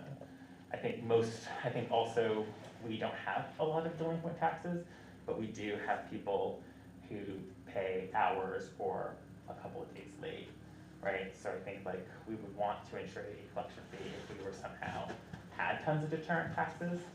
We don't necessarily, we are able, fortunately, to recuperate taxes, and so this would just sort of save that that sort of experience of being hit with an 8% fee when you pay a few weeks or days late, which I know, again, anecdotally tends to be the experience for the collection. This is not years or months after the date, but rather people who have forgotten a deadline. So I think it's just a question of whether or not we think 8% is fair or in service to the work. So that's my pitch for that. I'm not persuaded. Anybody else? Aaron? Yeah, I mean, the way I think about it is that, and I don't know how much there is, and I don't have any of that kind of background, or how, how long people wait, but I would want a fee that is a disincentive, that is there so that people, have a reason to pay their taxes on time, but not punitive, not there to punish anyone for, and particularly because I would assume that people who don't have accountants and ready cash are more likely to be a little late, and those are people who are much less able to afford a large fee. So I would see it as a little bit of an equity issue. Sorry, I'm not. An equity following issue. you. The Okay. poor, people with less resources So are more maybe- likely to get the fee, and I would see that as It cuts towards the smaller fee, but which one are yes. you? I support a smaller fee. I think it's reasonable. Rob? I would agree. I think the thought previously was there were times when somebody could game the system, take that money that they didn't pay in taxes and property taxes, make some money in the market, Not today. and stiff the town. 4%. Yeah, but it's not as likely to Hard to get in happen a short now, term. yeah. So, I would support lowering that, yes, to around 4%. Mary? I think we revamped our delinquent tax policy pretty nicely, so if it's a matter of collecting the taxes, I think that's a more effective mechanism to do it. So I would be okay about, going with 4%. Well, I'm not, but either way, this has to be rewritten. Yeah. And I think that the section about the tax has to be written pursuant to 32 V.S.A. 1674, paragraph 2. And so it has to be a separate warrant article, I think. So I'm happy to propose a motion to separate that out, but generally we can do that after we talk about the August 30th date. Yeah. Okay. And- So, Go ahead. so the change, I believe it was from the 12th, it might have been the 15th, to changing it back to the August 30th. I think as Aaron sent everyone the minutes for the benefit of a previous time that we discussed this, the initial recommendation actually from management team was to think of a collection date in September.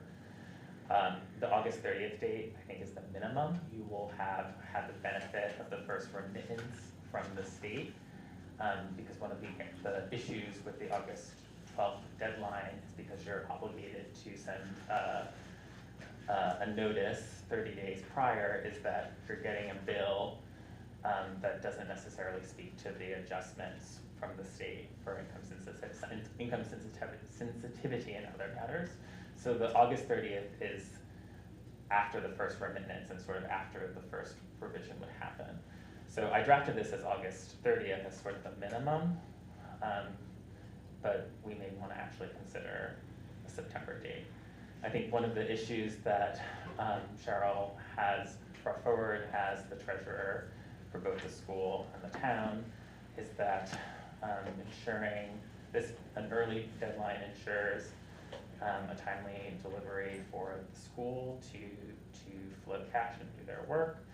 But it is my understanding that officials have been consulted and are satisfied with a potential change to September. So if I can add to that, I wrote to Jamie T, who's the person in charge at the school district, and she said, so far this fiscal year, they've received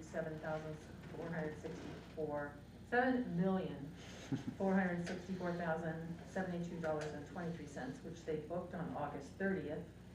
The total amount due for this fiscal year is $13 million, I don't want to say million, $171,788, and the total amount remaining is $5,707,715.77.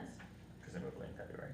And, she says, in order to meet our obligations in upcoming years, we would still need to receive some type of larger payment by the last week in August. So I think a September date would be far too late. So I'm not sure what moving your date to the 30th would mean for a first payment for us. Well, I think she says we would be okay with a two-stage payment with a portion like 2 million by August 30th and the remaining first half by September 30th. So I sent a message to Joyce to ask her if it was likely that we would have $2 million by August 30th if we moved the date. And if not, what does that mean, basically? so just to clarify, like I appreciate that, but it sounds awful, but it is this board and our management to understand the town's needs and to then consider kindly the needs of our partners. And so what we've heard and what I'm trying to reiterate as best as possible is that to have an earlier deadline creates, before the first remittance of the state, means that people are paying taxes that is not actually their tax bill, which leads to the generation of refunds of money that's actually from the state, it's not ours to refund, which in turn creates issues for a potential audit. This has been like clearly presented to us in the past, right? And so I appreciate that we've historically always, and Cheryl has advocated for the school, but it is, the August 30th is the minimum for people who work on these issues, as we have heard. Well, So, I think it doesn't really have anything to do with Cheryl per se, except she's signing the checks that go there. And all I wanted to make sure was that if we as a board made a change, we were not gonna be doing something that would be of harm to the school district. So I think we need to be mindful. And the last that I heard, it wasn't, I asked, does this need to be approved by the Dresden School District? And Jamie said no, but we'd have to work it out. So I think we need, again, to go back and say, okay, we feel confident that we can make a $2 million payment by X date if we change this. My point that I made, which I don't mean to serve as a counter, is that we have to understand the needs and the obligations of our management team first and foremost, and then consider, to the extent possible, the needs of the school. But we can't sort of floating the cash that they have on hand should not be part of our deliberations. What it should really be about, hey, the first remittance comes around this time, we'll have the ability to have a proper adjusted tax bill, which we can then, will have been sent out, and then we don't have to issue refunds. That is, I will also say, I did the same thing. August 30th, there's very few communities that have it that early, right? And so the reason why, in Vermont, and the reason why we have it this early is perhaps because the nature of our state school district, but ultimately a result of our relationship with the school, which, as I said, should be considered, but presents unique challenges for our people. Well, I agree, but That's all I got. I think Make the motion. not yet. I'm thinking about this as an obligation like a light bill, and we need to have enough money to pay our obligations. I think there's also a statute, right, that determines when that remittance happens, and I believe it's like the 1st of September, and so we've always. I looked for it, I didn't find it, can you tell me where it is? I said, I think there is a statute, so I don't know more, but I don't have that, I can find it. Bonnie?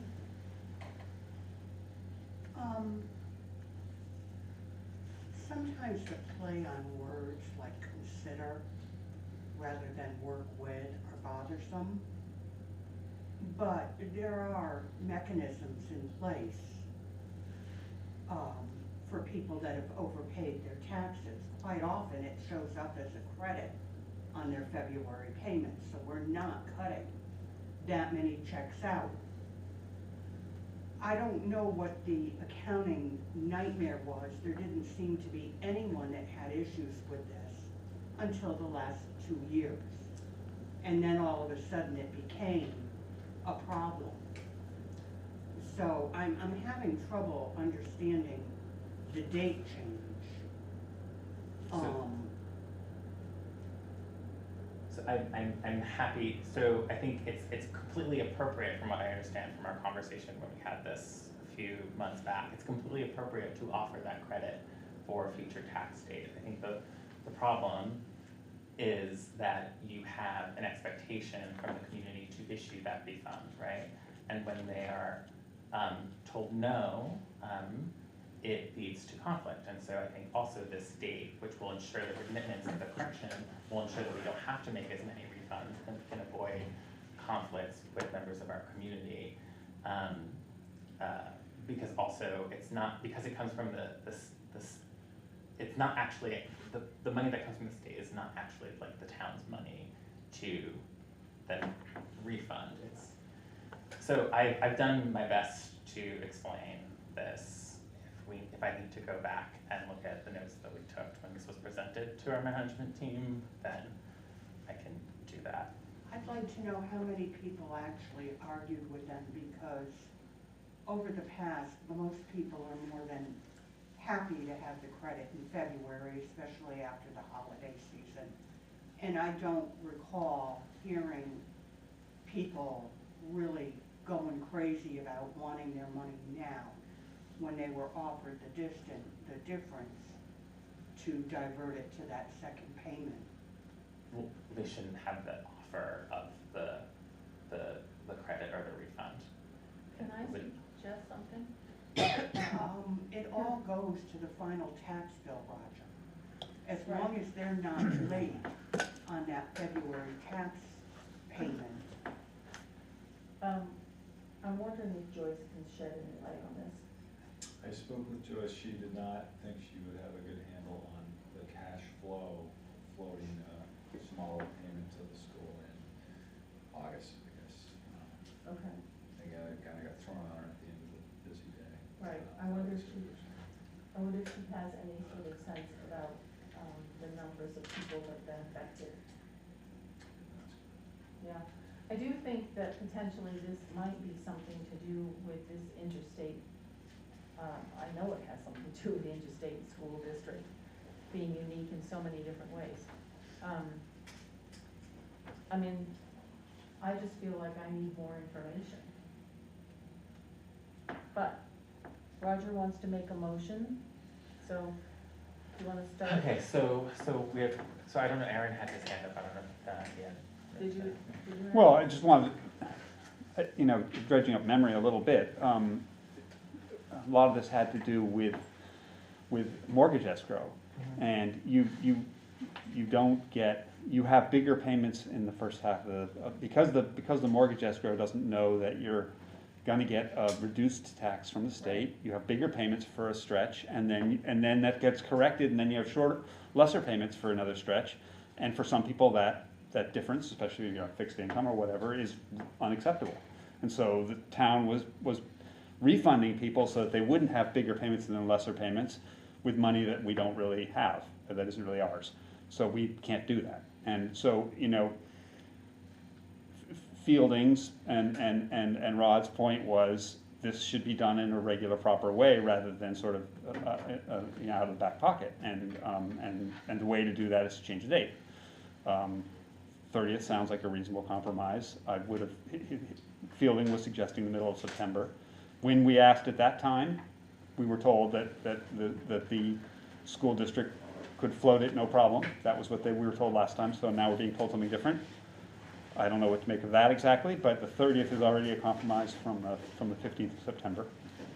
So I think it's a reasonable and an appropriate change. I don't know that the school district is saying they won't do it. No, they don't have any choice about that. But they're saying now that it might be an issue, that there's, this business of sort of working out the payments is a little more they're sounding a little less accepting than they were the last time around. We asked them, where they said, sure, it sounded more like, sure, we can handle a later date. I think if you were to ask them if we were to give them a choice, of course they would, Sure, they want it earlier. I would have a preference too, but I'm saying that, and I don't mean to impose or reject their needs. I'm saying that the needs of the town are such that August 30th is the minimum. So I can try to make a motion if that's okay. Yeah, I mean, I think, I didn't hear from the school system before. I only heard through. Well, they were asked, the name was mentioned before, Jamie T. Oh, I know, and- but we didn't hear directly, and I've heard directly, that's what I'm saying. I haven't heard Have you- directly either, but No, it's that not, was the it's not my first chief. If I may ask, Roger did, I sent it to him. I may ask, was it in Yes. writing? Yeah, it's in writing. Okay.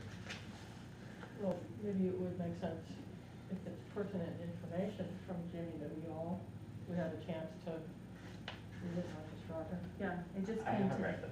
I it haven't came, read anything. it came today and, Do we need more time on this? I drafted this 2 weeks ago. So I don't think so, because I think, oh, I, sorry, Roger, I am wrong, it didn't go to you. it's fine. It didn't, it wouldn't have changed my drafting, is what I'm trying to say. I mean, she's saying, I wanted to follow up on our next payment due date. Vermont is a bit different than New Hampshire. Most schools in New Hampshire pay on a bi-weekly or monthly schedule. Although districts there can demand the total amount at the first of the new year. I've never heard of them doing that. And then she goes through meeting the obligations. I think that, you know, it was clear that they didn't need to have some sort of official Dresden vote. She says, I think we would be okay with a two-stage payment with a portion like $2 million by August 30th and the remaining first half payment by September 30th. So I thought I was doing due diligence by trying to make sure that we would have the money to pay that bill when it came due. And I can send this to all of you. So I'll make a motion then. Okay. So, sort of separating out the question for the group. Then we'll figure out how to draft it later based on what we say we wanna do. So I move to propose that the town of Norwich Finance, that the first tax payment are due to the town of Norwich Finance office on or before 6 p.m. on August 30th, 2023. And just cut it off there. Yeah, I'm You're not gonna including get the decision and then we're gonna figure out drafting at a future date. Because this will apparently be revisited in 2 hot days.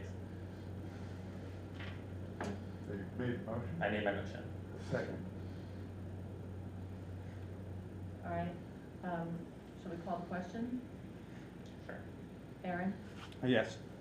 Rob, Yes. Roger, I'm a yes. Mary, Yes. no. Okay. So then, I move, and again, I'm making motions that communicate our intent, and then we'll figure out how to draft the warrant questions later. So I move that the select board propose a 4% collection fee for delinquent taxes to the voters at town meeting day. After the February installment. Do you wanna just say it the way it's in Sure. the? So I withdraw my incomplete motion. Just the last line. Yeah, so, Just read the whole thing, shall the voters. no, Oh, yeah, sorry, you already did that. Tax sentence. Sorry, okay. my apologies. So I move that that the select board propose to the voters that delinquent taxes will be subject to a 4% collection fee in accordance with Vermont statutes after February 9th, 2024. That, misleading, I'm sorry. Vermont statutes, it doesn't say that, doesn't, The Vermont statute it's- says it's 8%. In accordance with the statute allows, in accordance to this, like the, So ask in accordance with talking statute. about a small nuance of language, okay? okay, so I withdraw my motion. I move that the select board ask the voters in accordance with Vermont statutes. As allowed by 32 Okay, V.S.A. sure. 1674, paren 2, paren, to vote. Go ahead, I'll second your motion. No, I'm saying it for you. No, go ahead, finish, please. Boy, you guys confusing. I know, so You have to do you wanna listen make to the, this do you tape. wanna make the motion, Marcia, and I'm happy to second it, I think you're getting the spirit of what we need. So I started with what? What do you have?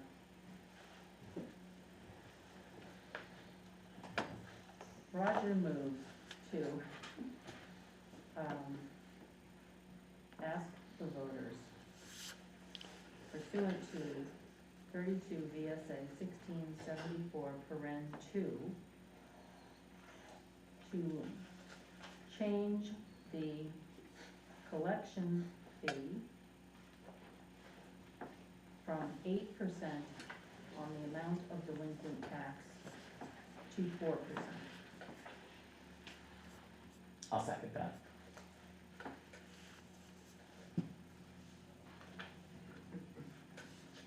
Did you get that or not? No, Okay. I'll just listen to it on the tape, it's too Okay, convoluted.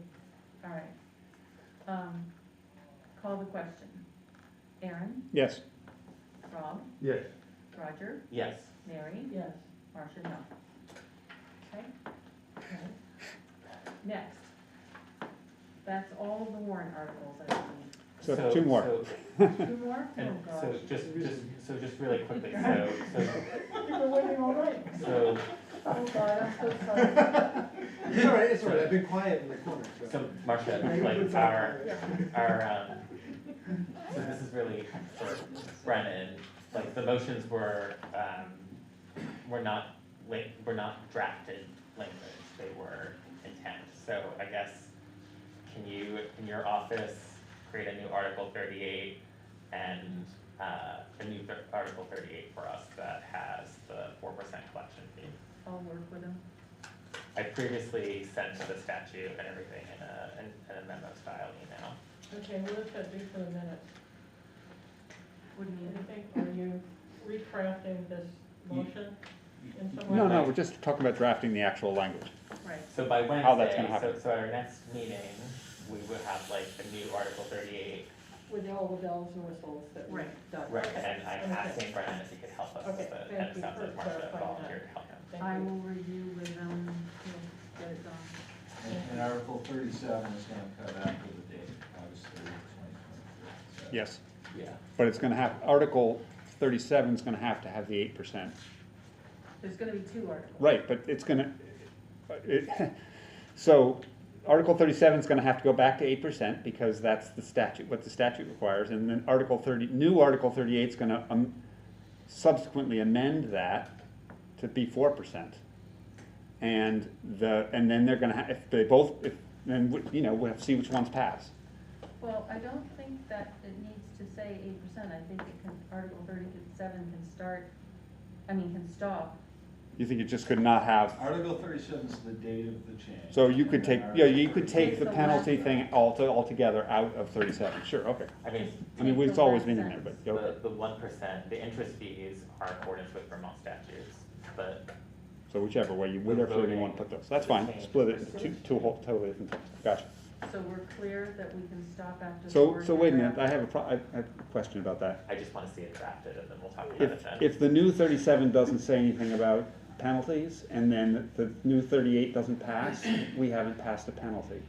Ooh, that's Good bad. point, So I don't think we can do that. good I point. think they have to be two complete, they have to be complete unto themselves.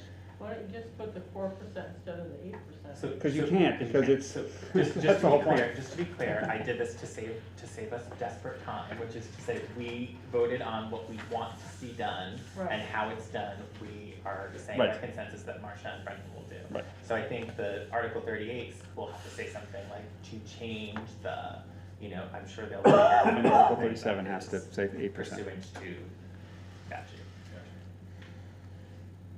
Sorry. Sorry, Okay, Aaron. and now, Okay. the award for the most patient person of the evening, Matt Sweat. We need to have a motion for an article to move from general funds. What's the number? 44,000? $46,800. Matt, didn't you propose language? Yeah, actually, I did send you, I can send you language, or I can read it off to you, if you'd like, I have it ready. Shall the voters of the town of Norwich appropriate $46,800 that was awarded to the fire department from a Vermont Department of Health COVID staffing grant to the fire equipment designated fund? And I'll also send that to you. Yeah, just send it to Send Mary. it right to Mary. That'd be good, thank you. Actually, just send that to me too. See, For okay. Miranda. Yeah. All right, Roger. My only, I think I asked, my only lingering concern with this, before we even consider it, is with the, so this money that we're asking to move, or that we're asking the voters to reserve to, well, I guess it doesn't matter, we're asking them whether or not they're unrestricted funds or not, is that right? Yeah. And so, and the article will just say general fund, they don't need to know that it's an unrestricted fund balance, or if it's in the general fund. We've already got the reserve fund, so it's a little bit like just voting to move money from the general fund to any reserve fund. But this money came in just sort of It was received, tagged. yeah, it was received into the general fund and, Right, and the and it question is how. I guess my, and this is for Joyce to sort out, where it's just, you know, can we ask voters to move things from an unaudited, when is the audit due and finished? We are hoping to have the audit report the second meeting in February. Okay, so by town meeting day, of course. It would- Okay. Well, I want to caveat that with, that's the plan. Well, let's put it And this way. Joyce is working with them, so that's, at the moment, that's what we're hoping for time. So we would have an unrestricted fund balance, and we would be able to say that there's a proper accounting of the 46,800 to move over. I guess I just didn't the $100,000, I guess, so it sounds like you could bill up to $100,000 for this grant money, and I was confused because it crossed a couple fiscal years. So I didn't know some of it is possibly active in the general fund, and then some of it is unrestricted because it didn't get extended? The way that, the way that Joyce had explained it to me, and also Fielding, was that, because they could track the money, because they could track all the money coming in, she's not concerned about the results of an audit. And we chose to do it over the course of 2 years because we knew it was extending, and it wasn't, I don't know, worth doing it once and then worth doing it a second time, was what Fielding told me. So it's a little like the ARPA money that came in and it's been sitting there. It's been sitting there And for a now while. we're moving it. Right. But it wasn't 100,000, it was the 46. No, I mean, You know. just to clarify that, the grant was, we were allowed to bill up to 100,000, but we actually, we earned all of the money that we billed for, but we just did, and that was, That's what you did? yeah. Okay, just wanted to be clear, thank you. If we had done $100,000 worth of work, then that would've been awesome, Haha, but we didn't. well, It was hard to get checks. thank you for doing the work, Aaron did it too. I think it worked for everyone. I think as Yeah, Marcia said, well, I think it's a win-win situation. Yeah. Certainly speaks a lot well for Norwich, doesn't it? Yeah. All right, so I believe that there was a motion there made by, nobody No, yet? I was just asking a question. Oh, okay. I think poor Matt was in the process of reading the article to us when I started asking questions. I mean, I can go, I'll read it again. Shall the voters of the town of Norwich appropriate $46,800 that was awarded to the fire department from a Vermont Department of Health COVID staffing grant to the fire equipment designated fund? So moved, how about that? So the motion the suggested language doesn't have any language about transfer from one fund to another. I'll be honest, when I wrote this, I put it past Neil Fulton, who was, previous town manager, There's a lot of previous people doing that fire these department member, previous select board member. And so he, my motion was, or my warrant verbiage was ridiculously long because I thought I had to explain everything. And so this is what he sent back to me, knowing all the circumstances. It's possible that we say in there, from the general fund to the fire equipment designated fund. Received from the Vermont Department of COVID. You could say, staffing you could say receive into the general The fund. general Yeah. fund. Is that an amendment? Yes, please. Well, I'm gonna withdraw. We didn't have any such. I know, that's fine, but I'm not gonna, you guys do it. I'm tracking this, it's not. What was, can someone repeat it back? I was just advocating, my question was just to say, should it be about transferring from operation funding, or general fund, or unrestricted fund, whatever we wanna say that it's coming from, to a reserve fund, rather than appropriate. But perhaps it's fine. Maybe it's Shall better I to do try it. this? Shall the voters of the town of Norwich, oh, he said appropriating. That's the question. All right, Cause it sounds like we're raising tax dollars for Right. this, Hold so that's on. why I was just chatting. let me look at the one that I did for the ARPA. That's a good idea.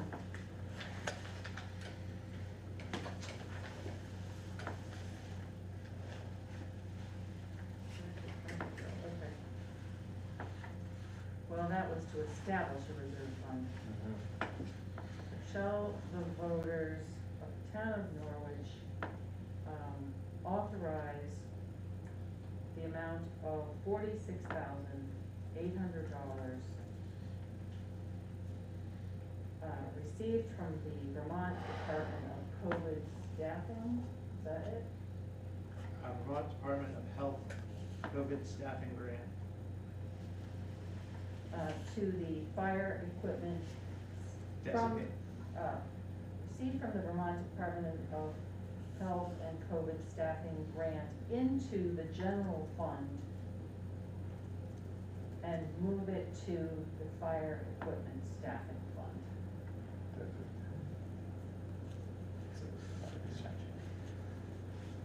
Does that get it?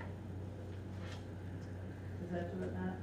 I was trying to write it down, so I should, sorry. I thought it was good. Get track of it. Yeah, it sounded right, let's look at it, So here,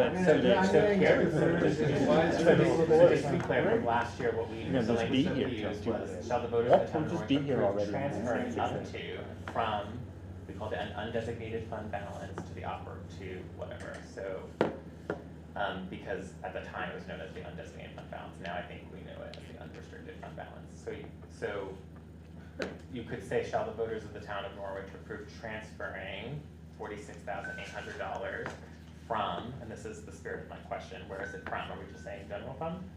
From the general fund, from the general fund balance, because I think you're asking the voters to take that surplus, if you will, that fund balance, to move it over, but in this case, not all of it may even be a fund balance, it's just in the general fund. So as long as we think all of it is in the general fund, you can say, shall the voters of the town of Norwich approve transferring up to $46,800 from the general fund to whatever the reserve fund is called. Sorry, Mary. I'll take notes next time as that's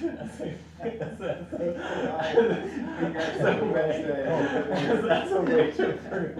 Just saying, sorry. She's done, all right. But does that make sense? So I guess what we all agree now is that it's not an unrestricted fund balance, that this is just squarely a general fund. It didn't cross fiscal years, that this money is in like this year's FY23. Can you just slowly move this? I'm just asking, that's what we all know. I think that's what I know. That's what we understand. And that's in line with what Joyce wrote. Great, and I'm sorry for belaboring it. So Shall the voters approve the transfer of up to X amount of dollars from the general fund to the X reserve fund? Well, and what about the received part? Well, I think it's like good to put it in there. I like the received part. Yeah. Shall the voters of the town of Norwich approve transferring up to $46,800 from the general fund that was awarded to the fire department from a Vermont Department of Health COVID staffing grant into the fire equipment designated fund? I think that's perfect. Sounds good. I was reading it and not thinking about it, so I'm hoping that that's good. I think that's the right sign. Oh, I'll read it. Transferring up to $46,000 Never. from the general fund. I'm not sure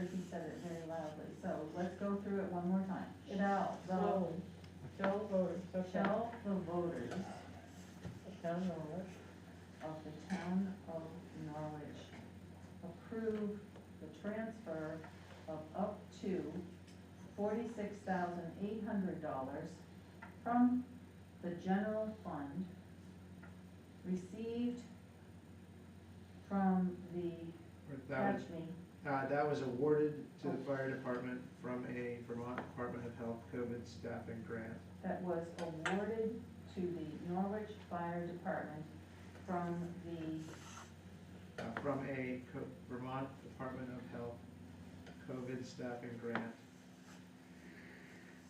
into the fire equipment designated fund. If you want, into the fire equipment fund. into the fire equipment designated fund. It's a reserve fund. Yeah, understand. we call it reserve, Yeah, we use designated and reserved probably, interchangeably. yeah, interchangeably, but it should be just reserved, I think, The fire equipment reserve fund. designated fund. But At this point, it's called the fire equipment designated fund.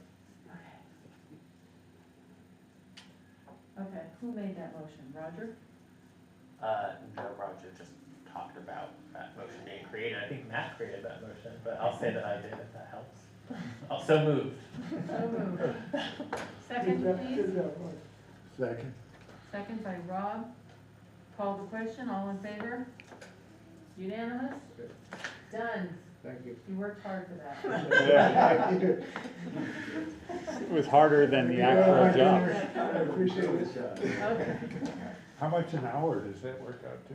$70. I think it was about 70. It's all free. It just went up. Volunteer. All right, at this point, ladies and gentlemen, I think we have gone through all of the warrants. No, we have one more. No, we do? Yeah, we haven't actually written a warrant for Bonnie.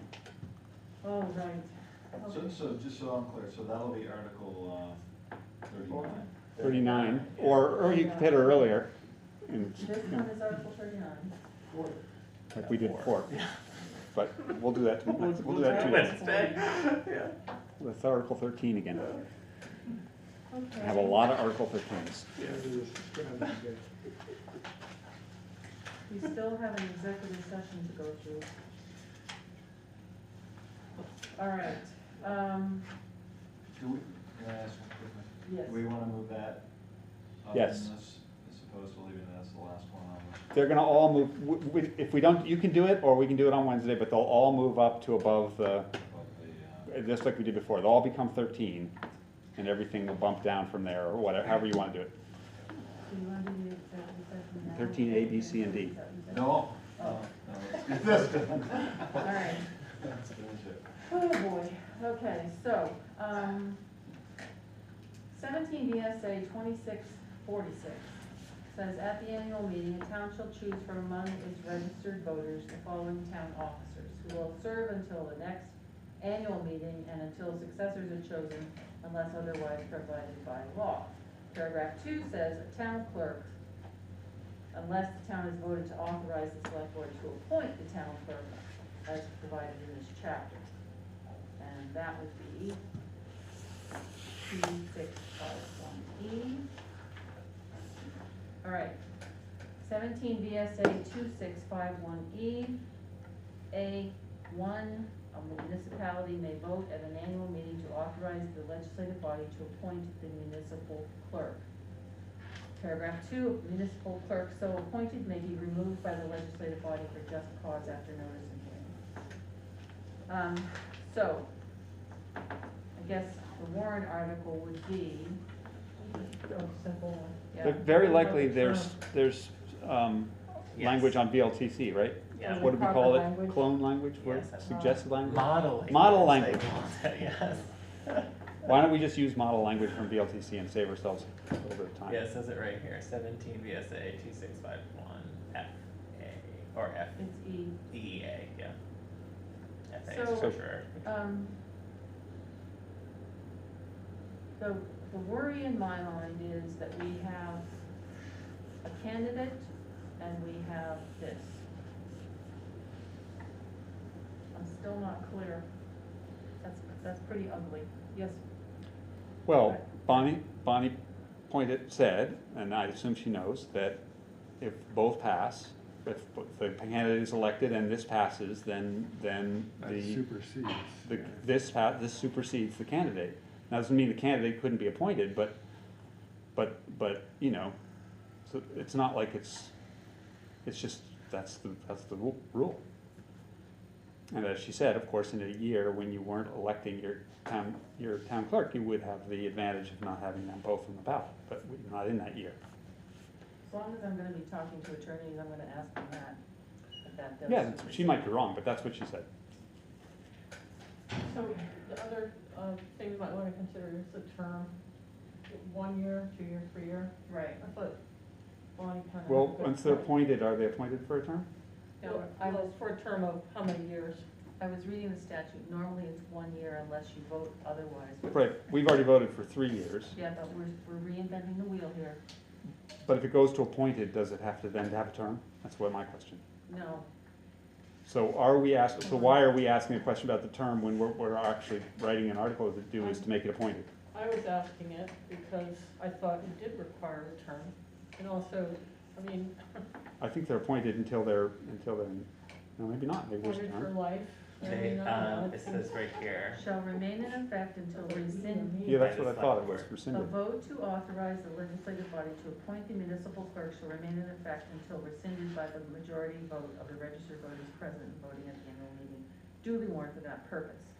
I think, and this is why we should ask them, but we separately voted to have our town clerk appointed or run for 3 years, and normally it's 1 year. I think this would be a time when we could say we wanted to appoint for 1 year as opposed to 3, or maybe that would have to be 2 articles. I think that would have to be 2 Two articles. articles, you're thinking?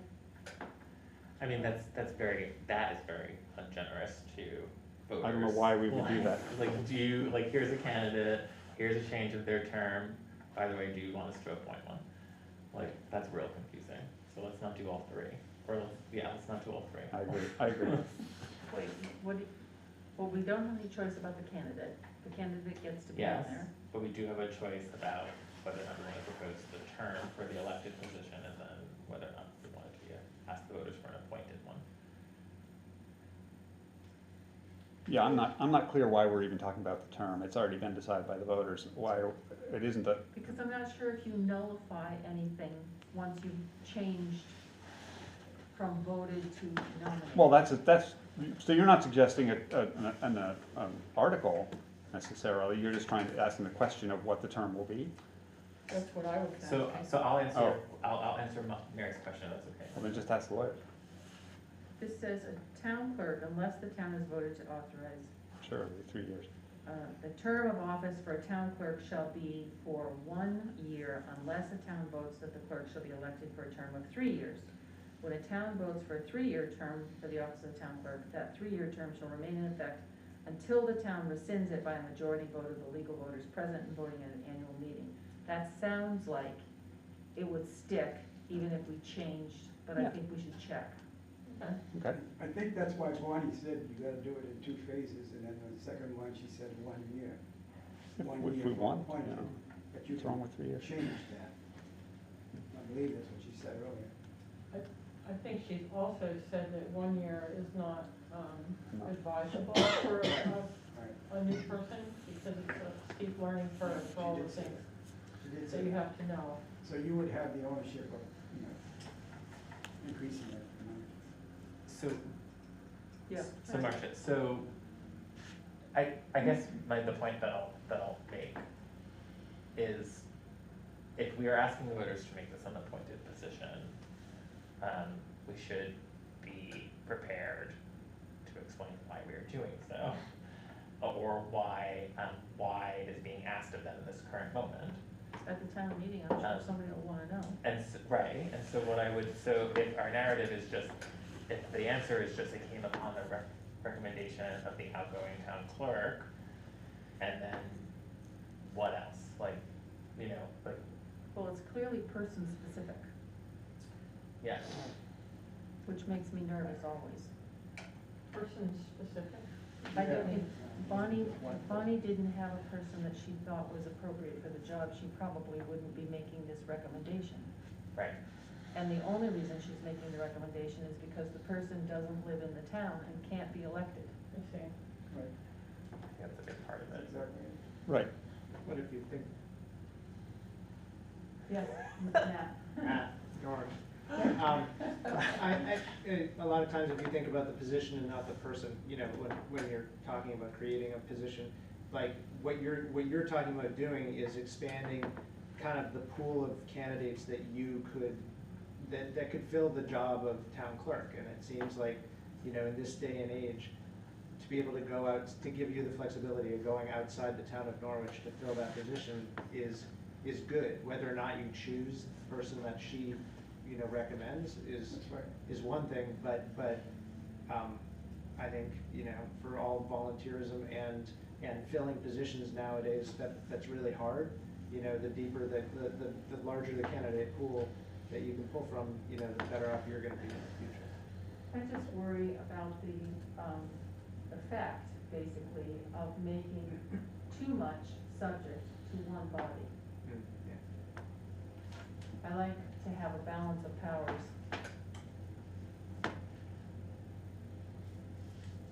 But, is anybody interested in putting this on the warrant and looking at the proposed warrant article next week? I keep wanting it to be next week, but it's not. Next meeting. Yeah, next meeting. I just like the idea of being on there. I also like the idea that, as Matt was saying, I just think that it's the employment kind of market, but it's also, it's things like affordable housing, I think you just don't know where's this person who actually can live in Vermont and could actually be a town clerk for you, like where's this person? So I think it's a strong argument for appointment just for that reason. And it can always be undone if suddenly, you know, it looks like that we're not sure, you could just reverse it. It's not a permanent decision. Well, someone needs, Aaron? I think we're far more likely to get a stable, a long-term candidate if we have the option of going outside the town and appointing someone who is basically being hired, as Roger said, is being hired into a job and knows the responsibility. Then if we try to elect someone from within the town who very likely is not gonna be a long-term person and is not gonna really understand necessarily what the job entails. I mean, we can steal town clerk from some other town, right? I mean, which we can't do. So, I mean, we can get a competent, experienced, knowledgeable person if we appoint them. I think it's much more likely to be we're not gonna get a 38-year resident of Norwich again. Not in the way that Norwich is now. So I think appointing gives us a lot more opportunity to get a good, strong, long-term candidate. Well, do we want to have a motion that we're going to put that on and that someone will get? So moved. Go ahead. So, yeah, so, I move to ask the voters, to vote to authorize the select board to appoint a municipal clerk under 17 V.S.A. 2651 EA1, is that right? That is right. I second. That's right. Aaron Any second? I second. Aaron seconded it. Call the question. Aaron? Aye. Rob? Yes. Roger? Yes. Mary? Yes. Marcia, no. Can I ask a question? Yeah. Maybe this was discussed when I was up in my water. So if someone is running for this position and announces themselves as a candidate and is duly elected, does this circumvent that? Does this say, okay, you're not really elected because the voters have Change the way yep. this is gonna That's what Bonnie's understanding was. That's what I'm gonna ask the attorneys, and I'm also gonna ask JP. Okay, the legality of that's been bothering me about this whole discussion. Yeah, me too. If I may. Yes, Rob? It strikes me that we have a brilliant electorate who would be able to see, well, if I'm voting for this person, but I really want it to be something else, want it to be an appointed position, you might not get the votes for they may hold their vote for September. Yeah, it's messy. You're so Oh, optimistic. yeah, it's all good. I mean, I'd feel much better if there was no one on the ballots on 30th, and then we did this. If there's somebody who's put their name on there and gotten signatures, I feel they should have their shot. But I think if we ask JP Isabel, at Secretary of State, and our attorneys will know what the real answer is. Right, if there's any question of the legality of it, or, I mean, it must be precedent. Yeah. I mean, I agree it's not the prettiest way to do it, but I think that's where we're at. Yeah. I mean, I think as you were, sort of thoughtfully trying to get at, Marcia, I think people will see this as an election between two people, and that's unfortunate because, you know, they're two separate matters. Like, do you wanna vote for this person for an elected office, or do you wanna make this an appointed position? And I think people may vote for an appointed position under a presumption that they are making about who would be in that appointed position, and so I think that's why it's in part so messy. Yeah, it's part of why it's messy, yeah. I think it has to be explained.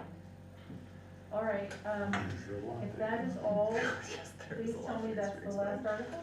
Anybody have another article? That was all ones I could think of. Okay, good. Now it is time for executive session. Is there a motion to find that premature general public knowledge of the town's planning and negotiation of the labor agreement with NEPA would clearly place the town at a substantial disadvantage? So moved. Moved by Roger. May we have a second? Second by Rob. All in favor? Unanimous. We are in, is there a motion to enter executive session and to invite the town manager and the chief of police? He was reachable by phone. If we can. So moved. So moved. Do we have a second? Second by Rob. All in favor? Unanimous. We are in executive.